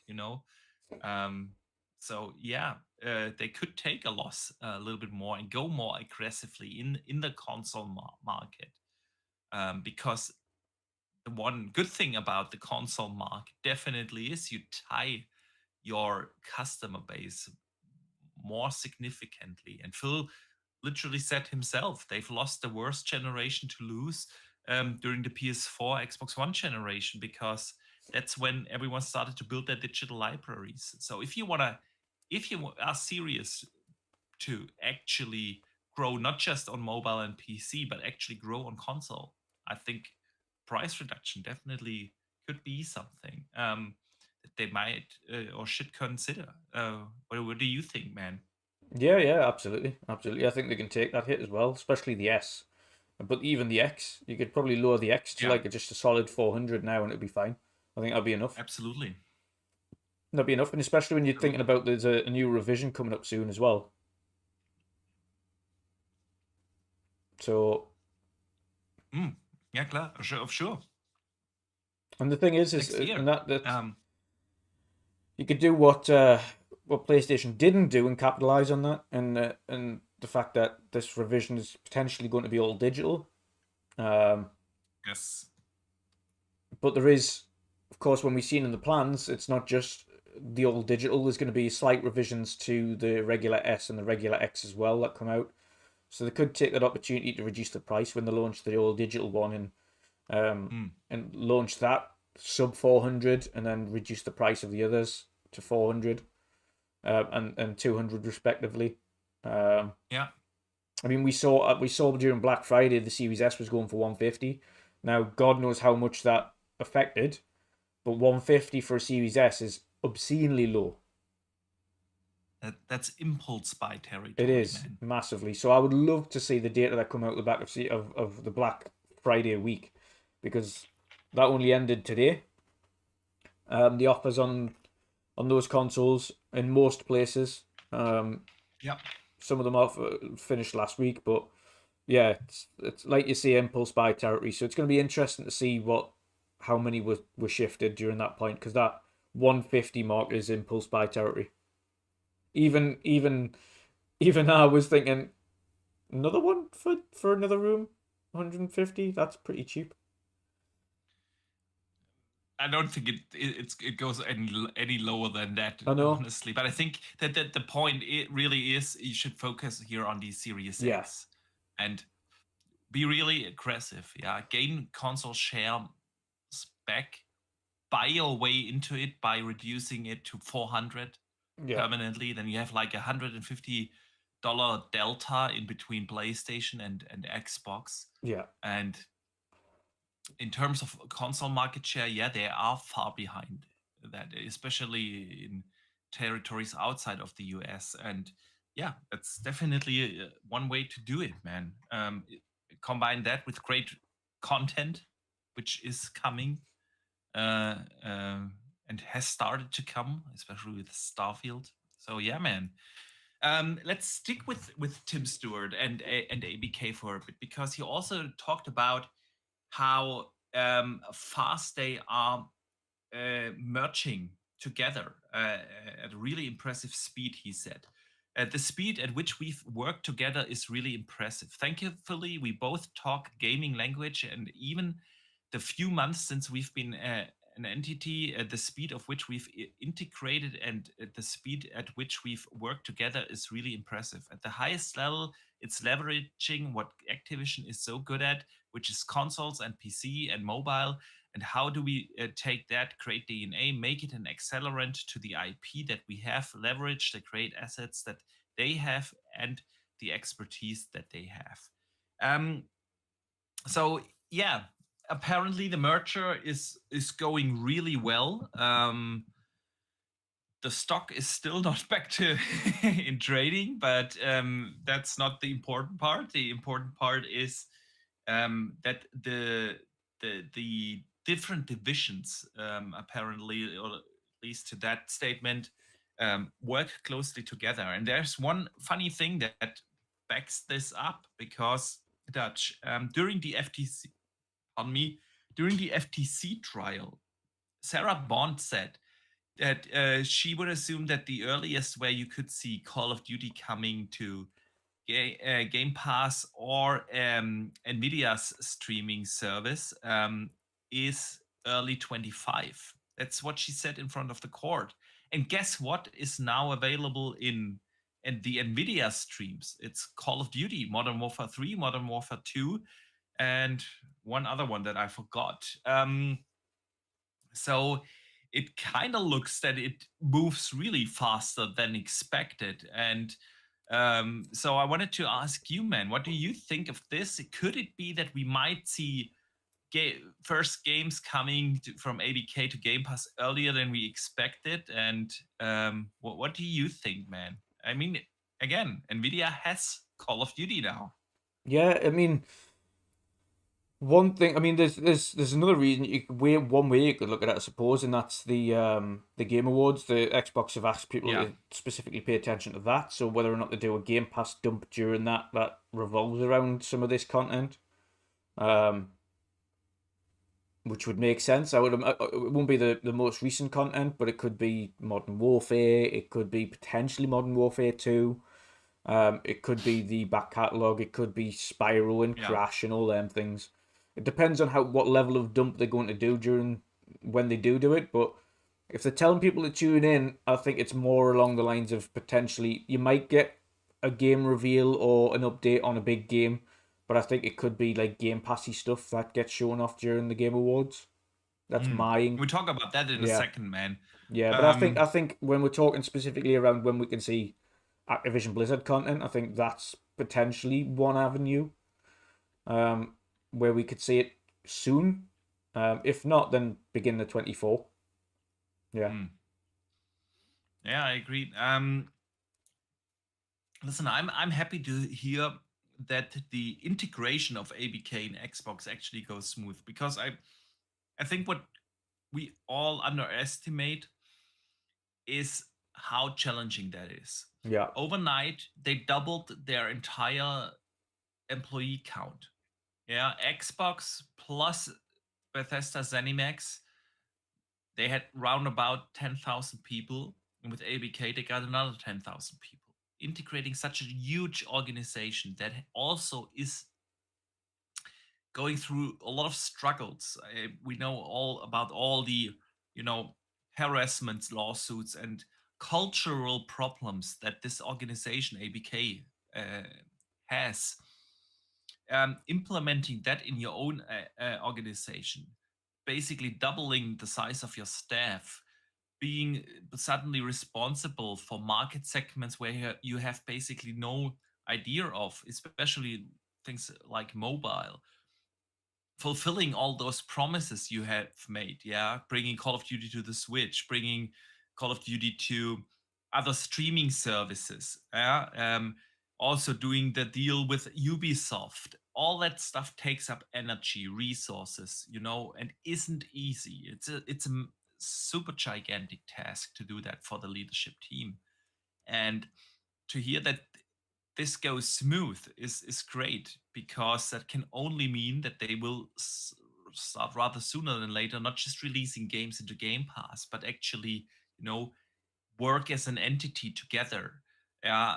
I don't know, developers talking to each other. Call of Duty might come back and use it again, or vice versa, or the marketing departments working together for better publishing deals, for all that good stuff that can come out of this. And to hear that this actually goes smooth is super interesting. Bobby Kotick is out in about a month, and then he's gone. So get rid of that guy, and then I'm looking forward to see, man, what this will actually turn into, and when we can actually see something that where we as gamers get the actual benefit, because so obviously so far we haven't gotten anything, but the Game Pass drops might come sooner, because again, Sarah Bond said Call of Duty Game Pass, no way, early 25, and now we are at the end of 23 and it's already coming to streaming services. So good stuff there, good stuff, man. But you already teased something, Xbox at the Game Awards. They also teased something, man. Yes. They put out a tweet that said, news you don't want to miss at the Game Awards. Celebrate the best games of the year and the big winners live at the Game Awards on December 17th, along with important announcements and other Xbox news that you don't want to miss. So, Dutch. To interrupt slightly, the last time they said something like this, they unveiled the Series X and Hellblade 2. Exactly. And I see a lot of speculations out there. Gear 6 is floating around. The announcement of the Series X Slim or whatever it will be called. This game, that game. So Dutch, what do you think is realistically going to happen, and what would be your dream announcement? Realistic. I've seen so many huge, ridiculously huge lists. To be honest, I've seen them where they've got like 7 or 8 Xbox titles on there, like new ones and new trailers for all of these. And I was like, no, it's not going to be anywhere near as big as that. That would be like E3 territory, Xbox at the Game Awards, which really isn't in keeping with what the Game Awards is. It's not like Yeah. just a showcase for Xbox, so I don't think they'll go that far out.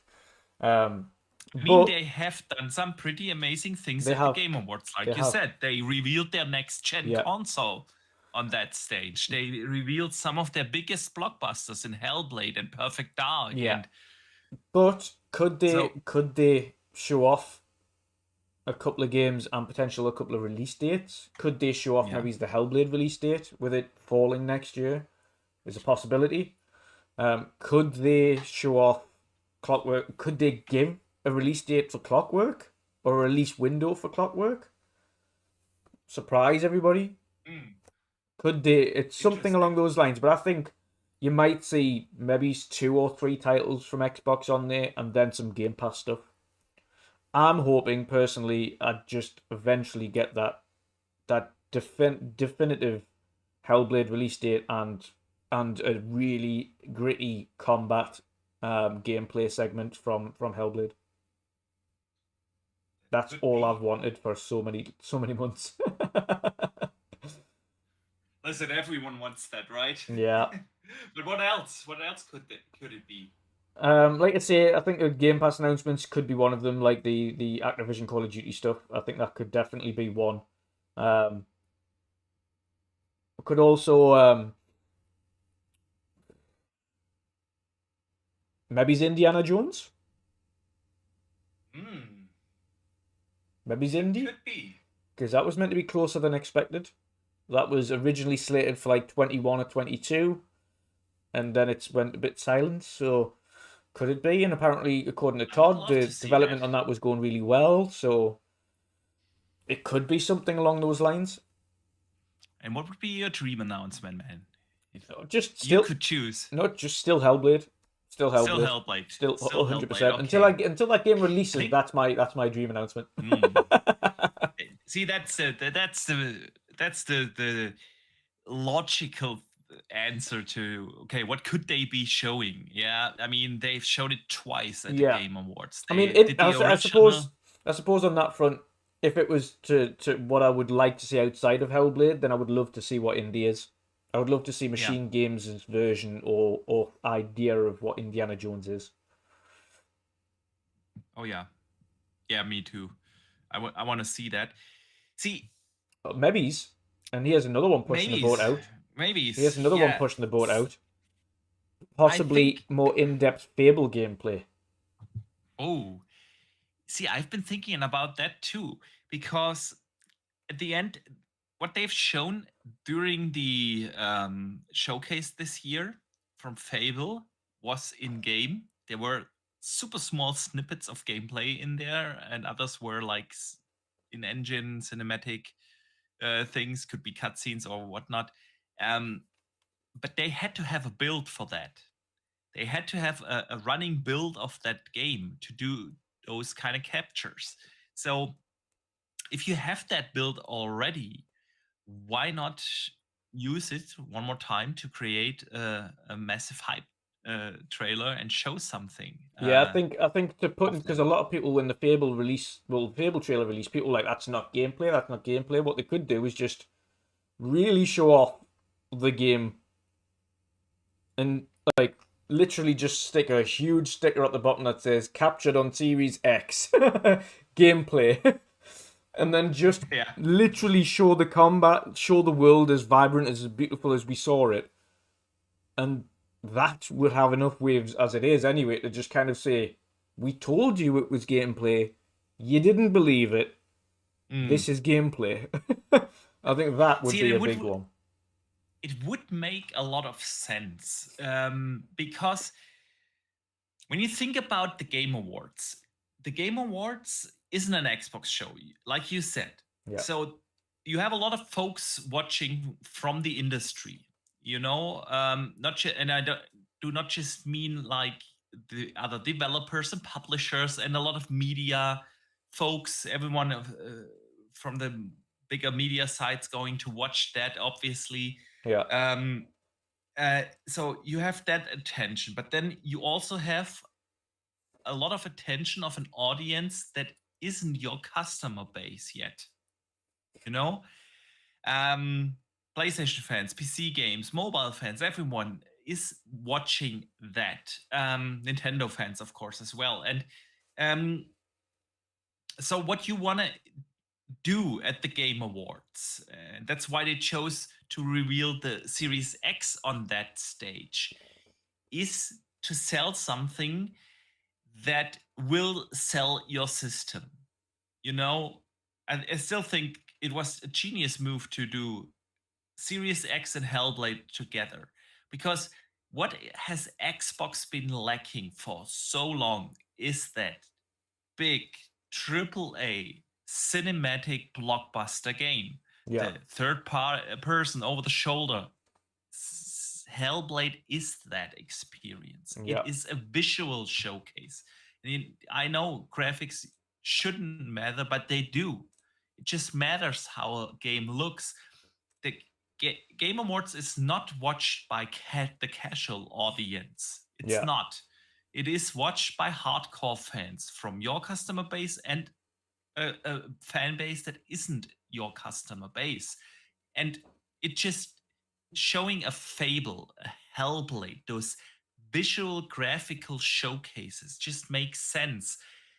Listen, Xbox has those graphical showcases. They have those cinematic experiences. This is a message you want to transfer. So I don't think you're going to show South of Midnight. I just don't think that that's a game you would show at the Game Awards. So, and if you look at it historically, what Xbox has announced, it was Hellblade. It was Perfect Dark, where okay, a lot of people know Perfect Dark, nostalgia. You hit the nostalgia button, yeah, and this is going to be like a massive, beautiful AAA blockbuster game. You want to transfer that message. And so if you think about actual real announcements, I think two things are going to happen. The obvious part is there will be something Game Pass. There will be a trailer for Game Pass, an ad for Game Pass, best value in gaming, get 500 plus games via the subscription service on the device that you choose, blah, blah, blah. The classic Game Pass stuff. There's also still the thing about Baldur's Gate. Baldur's Gate will probably take away most of the awards, probably Game of the Year, probably Best RPG, probably Game Best Pass? blah, blah, blah. Exactly. And this would be the natural thing, of course, the big announcement that you want at that stage. You can get that in Game Pass now. The Game of the Year is available now on the console. That's going to happen. We know they will announce the release date during the Game Awards. That's confirmed. But the cherry on the top of the cake is, of course, if it comes to Game Pass, And I don't think it's that unrealistic, because when I posted that like 4 or 5 weeks ago, that it was before they announced that they will announce it at the Game Awards when the release date is. So many people replied to me saying, no way this is going to happen, way too big of a game to get into Game Pass. But listen, the game has been out for 6 months. The first initial buzz is over. And the game has been out on PlayStation. They have a pretty good idea on how big your audience on consoles is now.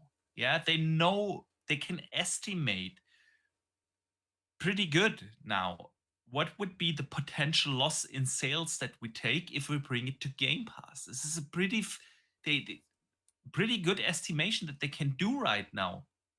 And I don't think that Baldur's Gate, I have no numbers. If someone in the chat has some numbers, let us know.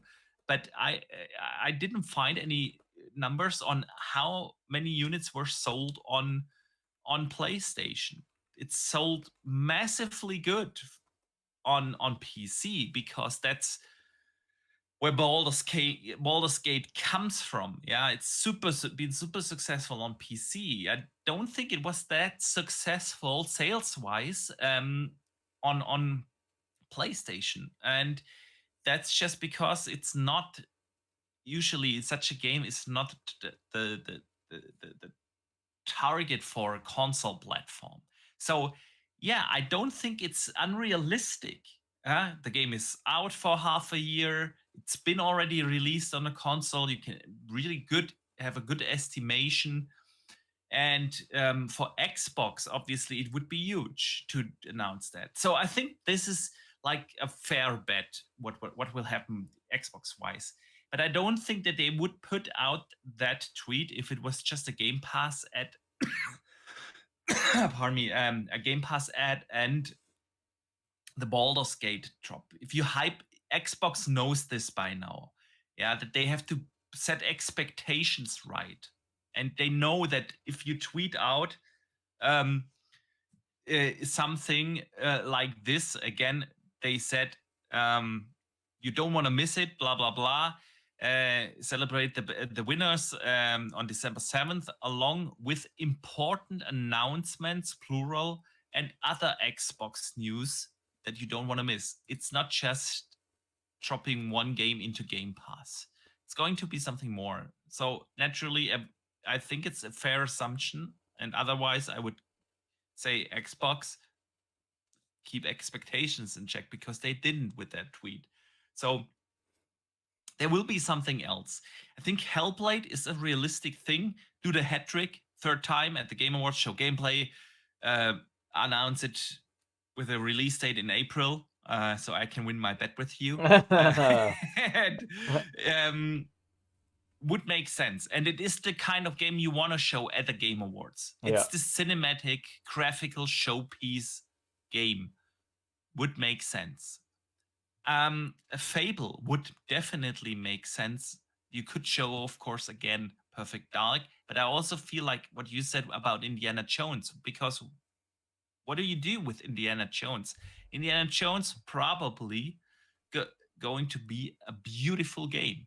Machine Games has always delivered. The Wolfenstein games, beautiful games in the Attack engine. Yeah. So, and you hit the nostalgia factor again with indie, and that's also something that a lot of people said, yeah, Xbox is lacking those pop culture IPs. And granted, indie is probably not a Star Wars, and it's not a Spider-Man or any of those Marvel superheroes, not anymore. But still, we had you send out the message, hey, we have those pop culture IPs, we have those cinematic experiences. It would make sense. Yeah. Then I've seen a lot of talk about Gear 6. What do you think? Is Gear 6 a possibility? Yeah. Nope. Don't think we'll see Gear 6 earliest next year. Yeah, I agree. I also think that's not the message that they want to transfer, because what has been Gears, the problem Halo, with Forza, Xbox? Gears, Halo, Forza, Gears. Gears, Halo, Forza. Yeah, and if you look at this gen, what has been carrying Xbox through this gen? It's been Forza Horizon, it's been Forza Motorsport, Halo, and Starfield. Yes, Starfield. We gotta give it to them.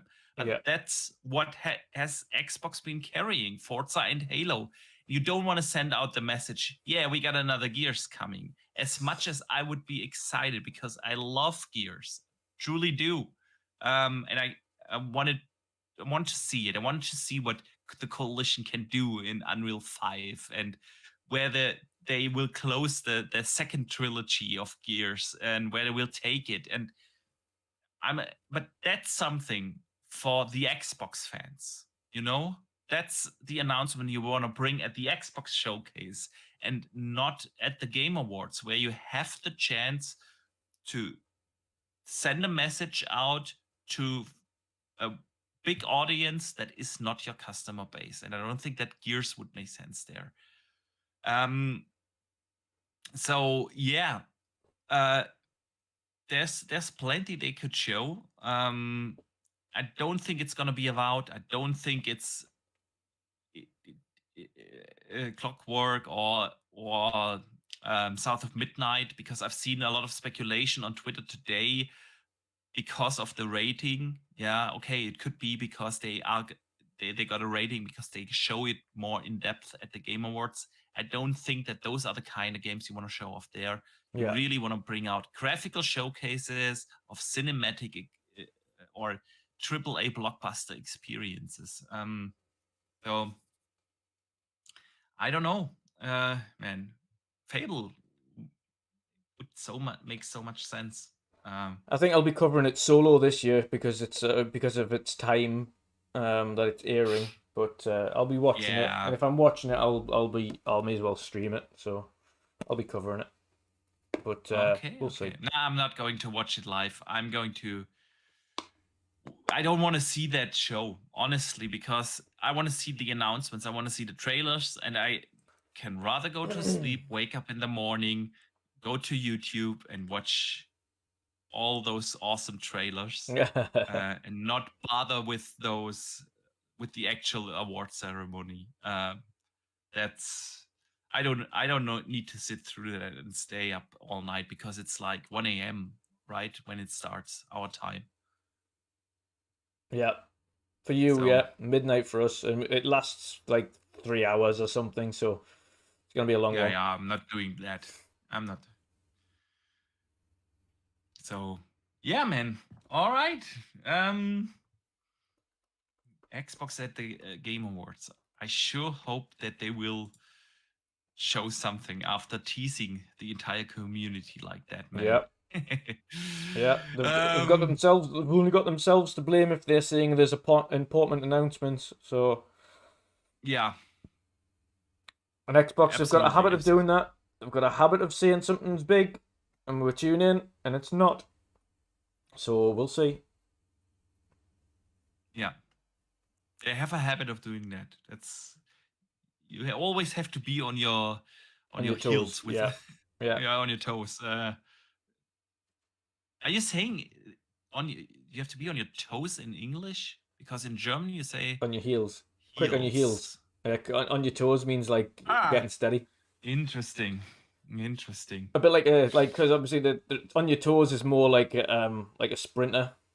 Obviously sprinters or runners predominantly on the front foot on the toes. I can understand the heels comment though as well though. I never gave it any thought. So, all right. Now we got that covered. On your toes. All right.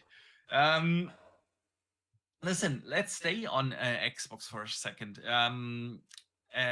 Again, Tim Stewart had this big interview, and he also mentioned something about Gamepass coming to PlayStation and Nintendo that I've seen a lot of people discuss already. So he basically confirmed that they have the mission to bring the first-party experience to every screen that can play a game. He had to say the following. At the highest levels, you go from what was a lower margin third-party entity that we sold on our store to a high margin first-party business. So when you think about Xbox component, the Xbox component of Call of Duty, you go from what was a low margin business to a high margin business. Then what you do is you also expand and say, we are now driving high margin sales on PlayStation and Nintendo.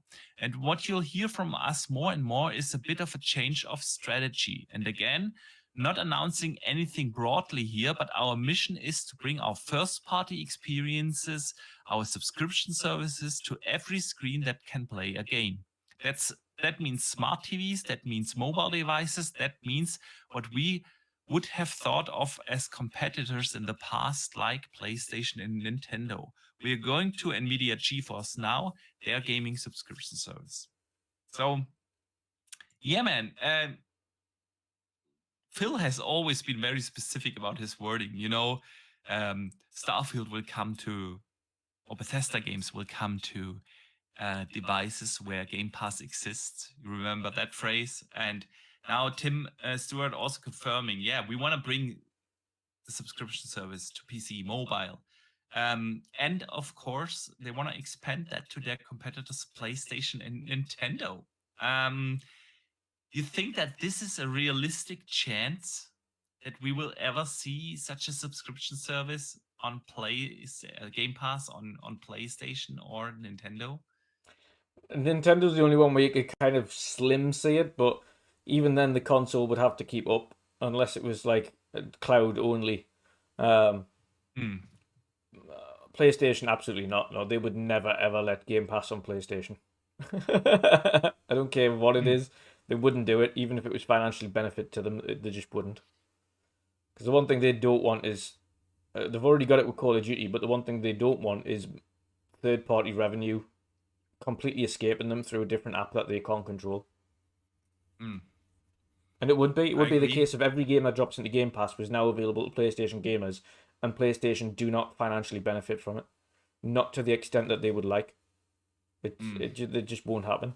I can understand why they would want to do it, because for Microsoft financially it would massively benefit them, but there's absolutely there's a cat and hell's chance that PlayStation would allow that. See, I agree with PlayStation. I'm not so sure about Nintendo, honestly. That's what I'm saying. I think Nintendo's a possibility. But then again, the console would have to. At this point, there is zero chance you're playing any native Xbox games on Nintendo. No, that's the problem. Yeah. You have to port. I mean, or cloud. That's the beauty. It would have to be cloud. Cloud is a different beast, because cloud is running on Xbox consoles, right? So the developers don't have to develop a different version of the game. If you want to let a first-party game or any game run on the Switch or on PlayStation, you have to develop an actual different version for it.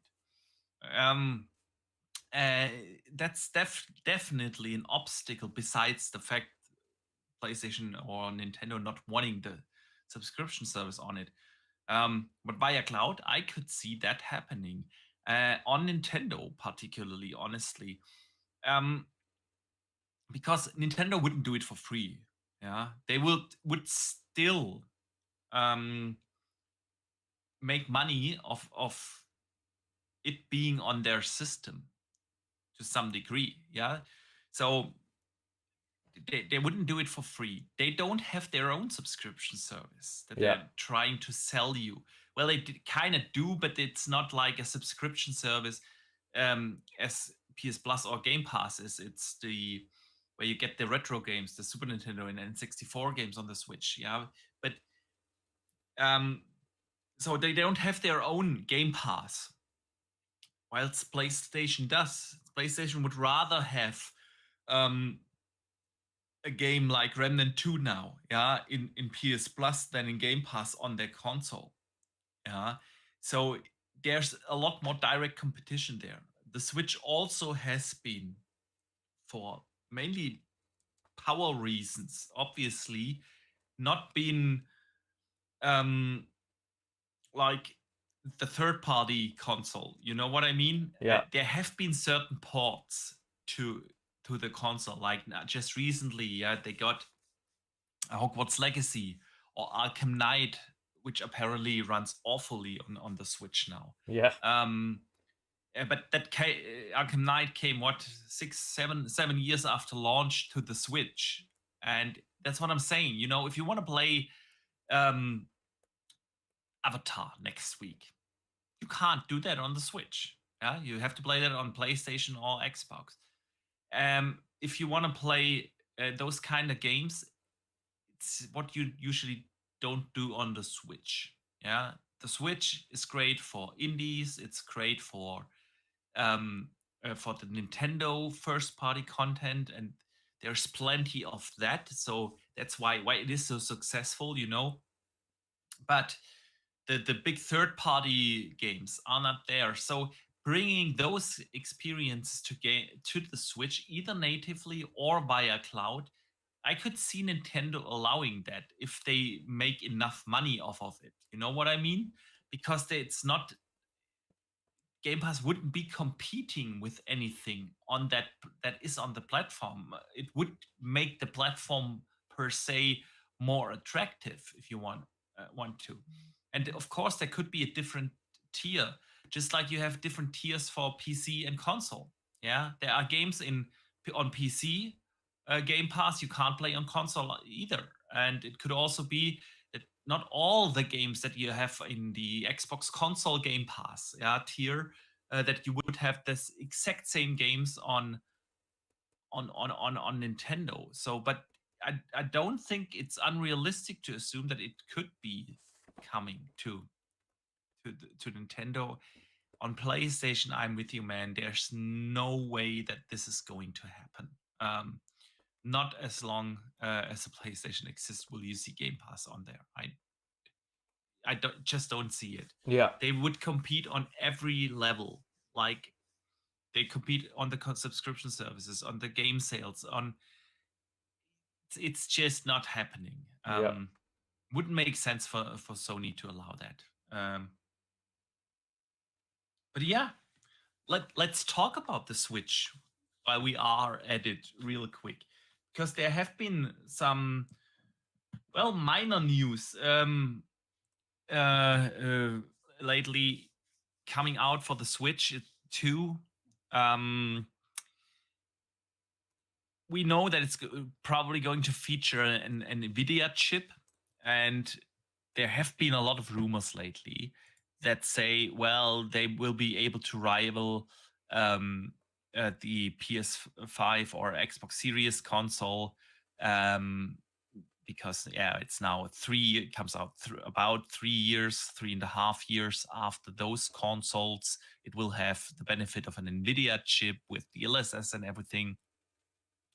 But a lot of tech insiders have leaked that the only superiority that the Switch 2 will probably have over the PS5 or Xbox Series X is the ray reconstruction thing. That is supported thanks to the NVIDIA chip, but there won't be any other superiority. And a lot of different sources point towards a March reveal of the Switch 2, which I would say makes sense. Reveal it in March, release it in June, or even then the holiday season. But usually they launch. Nintendo is the only console manufacturer that launches their console usually somewhere in the middle of the year, while every PlayStation and Xbox console have come out in November, always in November.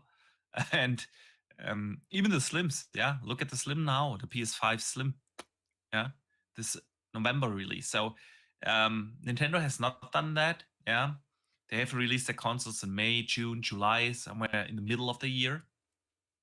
What do you think about this power of the Switch 2 and really or reveal date?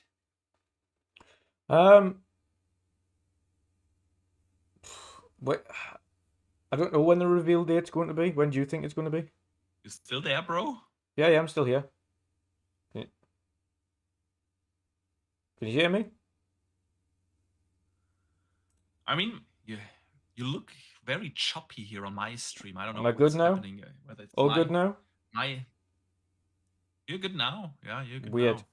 Okay. Weird. All right. So, what do I think? Yeah. I think again, March is a realistic thing. The Switch 2 has been rumored for so long, and you can really, really tell it has had its life cycle. Oh yeah. You can tell that. Obviously, you wouldn't reveal it throughout before the holiday season. They are not stupid. They want to take this holiday season and sales of this holiday season with them. Yeah. So announcing it in March sounds realistic to me. We know that other hardware might come at the end of next year. There's, of course, thanks to the leaks, we know that Xbox is going to release a Slim. There will be a PlayStation 5 Pro probably coming next year. Tom Henderson has been spot on with his PlayStation leaks so far. So there's no reason not to believe him when he says there comes a PS5 Pro at the end of next year. And so a March reveal would make sense. Again, launching it somewhere in the summer also would make sense for them, especially since it's like a portable system. Yeah, they don't fear the summer break that much because people can just take their consoles with them outside and on vacations and whatnot, you know. So it sounds realistic to me. It would also have a good spotlight to reveal it around that time frame. If you would announce it around in the June period, you will have a lot of competition of other news because of all the showcases happening then. Announcing it a little later, September or whatnot, would be probably already too late. You want to have like the hype built up. So March sounds good to me. What about you? And what do you think about the hardware spec thing? Yeah, I mean, like you say, it's ran its life cycle, so I Yeah. mean, I would March would be okay. I don't know what they would have to have something lined up to release with it though. Like I think every console should. So it'll have to be announced soon, or sooner than later, if it was going to release in that time. Um, I'm not saying it's going to come out in March. or And announced in if you March. yeah, reveal. Right. Announced in March along with the next 3D Mario game. Yeah. Yeah, okay. And then release it, Yeah, that makes a bit more sense. In terms of power, we've heard it's significantly more powerful than the previous one. Obviously, it needs to be anyway, but it's still not going to be anywhere near as in line with the rest of the gen. So it's still going to have its drawbacks. And it's still apparently not going to have. Well, it's not going to have the OLED panel as standard as well, which I don't know why. Yeah. I don't in this day and age for a mobile gaming device anyway, or at least predominantly mobile gaming device, the Switch wouldn't just launch with the OLED panel. The OLED one was significantly nicer looking visually than the previous Switch. I mean, it needs to be more powerful. I don't know whether or not to take the specs with a grain of salt, but it needs to be significantly more powerful. I think it's doing a disservice to the very talented, very, very talented developers that they've got in-house to keep them so pulled back in comparison to what they've managed to do with Zelda, for instance, with such little hardware is ridiculous. Even like Pokemon was the one that really showed off the significant drawbacks of the system, I think. With the amount of things that were happening, and it was like a live open world where there was like essentially it was like a mini MMO. It was like essentially populating certain areas of the map on Pokemon with live things that were happening in the world. Then you had the 4-player co-op multiplayer that was happening on that game as well, and there was significant performance issues on that game, a lot of stuttering, a lot of issues, and I think that's predominantly down to the hardware and nothing else. I think it showed that when people were cracking it and putting it on PC that there wasn't an issue with the game itself, and that predominantly the issue was the hardware. So yeah, I think it's doing a disservice not having decent hardware for the developers to flex their muscles. I think if what we've seen from Nintendo is what the developers are capable of on such limited equipment, God knows what they're able to muster up when they've got a bit of power behind them. It's gonna be an interesting watch. Yeah, it definitely will be. Listen, I don't think that Nintendo is ever going to come back to the powerhouse console race. No. That's they did the last time they did that was with the GameCube. It didn't work out for them, and doing something else, something different, something unique, has always worked out for them. The Wii, super successful. Well, the Wii U, obviously a failure, but then they also did something very unique out there, like this hybrid console, portable machine, as well as docked stationary console. Yeah. It worked out really well for them, but I don't think they are ever going to come back to the spec battle against Xbox or PlayStation. It's not going to happen. So I don't think, and of course, considering that they will definitely keep that hybrid console approach. I don't think that they will ever go back to having a proper stationary console and a handheld like they used to, during the Wii and Wii U days, with the 3DS and the DS and so on. I don't think that they are going to do that because game development also became a lot more expensive for them, and you can't do that. Develop proper pipeline for only a handheld and only a stationary console anymore. Just not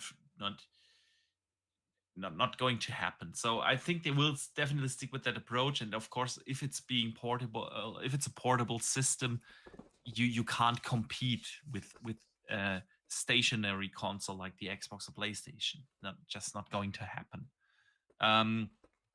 It doesn't mean that they can't benefit from certain technology progress,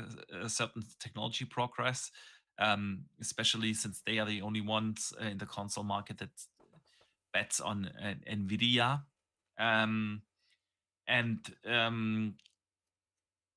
obviously DLSS is a big factor, especially on small screens. If you talk about a portable system, where you just can really gain a lot of benefits of having that state-of-the-art upscaling technology. So I wouldn't assume that. On your point of the OLED screen,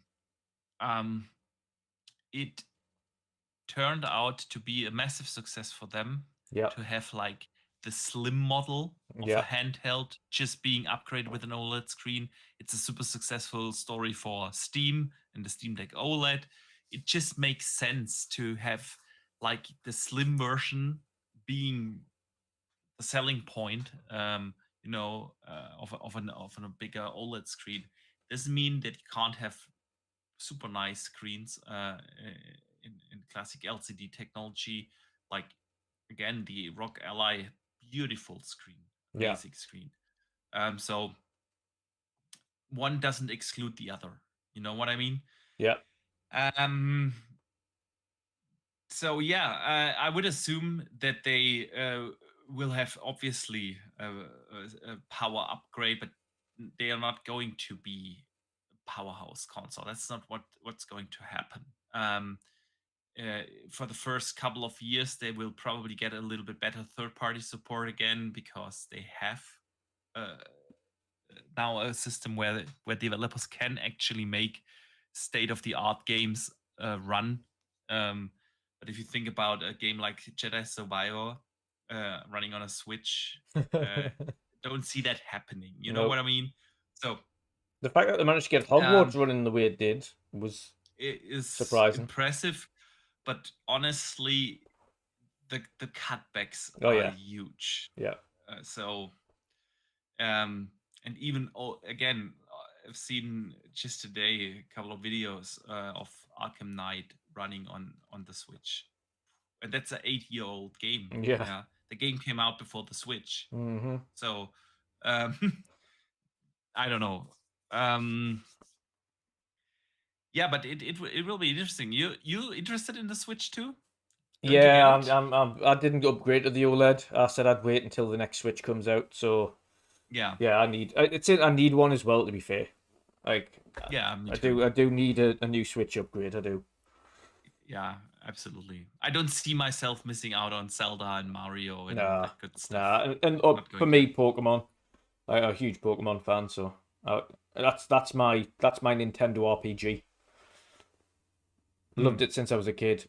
I would never give that game up. I don't care how old I am. Like I've played every single Pokemon game that's released, so I'm never not going to be playing Pokemon. Yeah, yeah.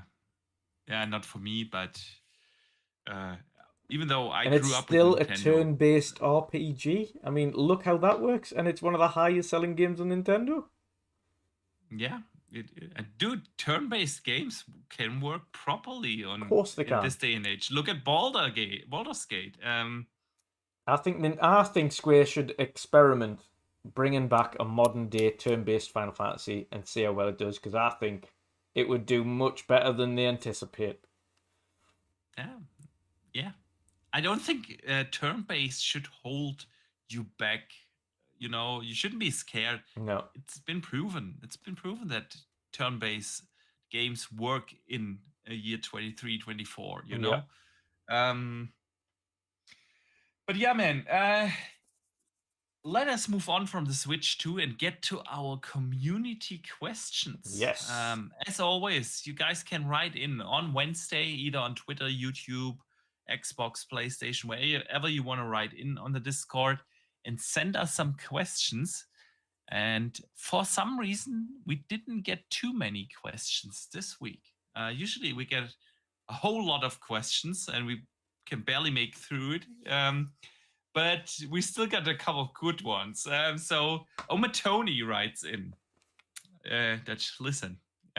With Jim lying, crying, flying, styling, Ryan, white shirt wardrobe choice for signing major cooperative deals on the 12th hour of retirement, here is your silly question of the week.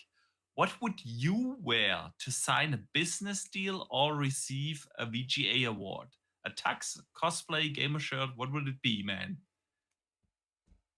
Probably a Have you gamer. seen the Probably. pics of Yeah. Jim Ryan? Yeah. He just doesn't care anymore. He just like whatever. No, he's already obviously already retired. Yeah. Um. So yeah, Now I'd probably do more of a Phil Spencer routine. He always wears gamer shirts and like a bomber jacket or something. I'd probably be something along the lines of that. mm, You never see Phil Spencer in a suit ever.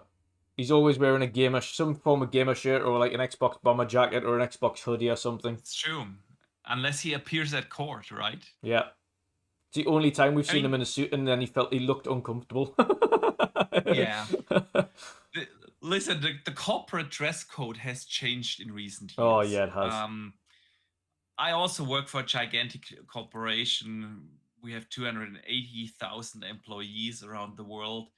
And when I started in the company, it was it, especially when you had management meetings, it was a suit. You had to wear a suit. Yeah, I remember we all had our ties, you know, somewhere in the desk, and when the big boss called, you just took out the tie. That's how I started, and now I go with a t-shirt. If I have very high management meetings, I sometimes I don't put on a suit. I haven't put on a suit in like forever, but um, you know, you put on a little nicer shirt, a polo shirt, or something like that. Uh, but still wear your jeans and sneakers, and that's cool. However, when it comes to signing business deals, I feel like there's still a cultural difference in the Asian region. If you sign a deal there, um, you probably still want to put on a suit. If you in the US or across Europe, yeah, you just wear whatever. Yeah, it Nobody looked like the cares guy, anymore. like it looked like the guy from NC Soft beside him, kind of was wearing a suit and thought, "Oh, this guy's super casual, so I'll roll my sleeves up to make me look like I'm a little bit more casual." So he like rolled his Yeah, shirt sleeves up a little bit. I was like, he obviously wanted to be like suited and booted for it, and then Jim Ryan's turned up in a t-shirt. yeah. I was like, oh, Oh oh. yeah. So good question though. Dave Ramos asks this, man. I have a question about the fate of Series X. With it rumored that Xbox will launch Gen 10 earlier than expected, originally November 2028. Do you think Series S is destined to become a streaming box for Gen 10? And if so, when do you think that it will happen? No, I think they'll do exactly what they did with the last gen, and they'll give it a year or so, and then they'll phase it out. They've already got cloud. I mean, to a point, yes, he's right with the streaming side because they've already got cloud there, in order to allow people that are on other Xbox consoles that haven't upgraded to the current gen to be able to stream a lot of the games that are on Xbox. Not all, but a lot of the games that are on Xbox you can play via the cloud. But ultimately, that depends on whether or not they upkeep the service for the cloud, etc., etc., and keep adding to it and strengthening it over the years, or whether or not they just leave it as is. But ultimately, yes, it would pretty much turn into a streaming box because I think they will just phase it out over a year or two when the next gen launches. See, they've done it with the Xbox One and the One X, yeah. The Xbox One and One X and the last gen consoles, yeah. You can still play Starfield on the Xbox One via streaming. Yeah. And I don't see a reason why they wouldn't do it with the next gen either. Yeah. For both consoles, Series X and S, honestly.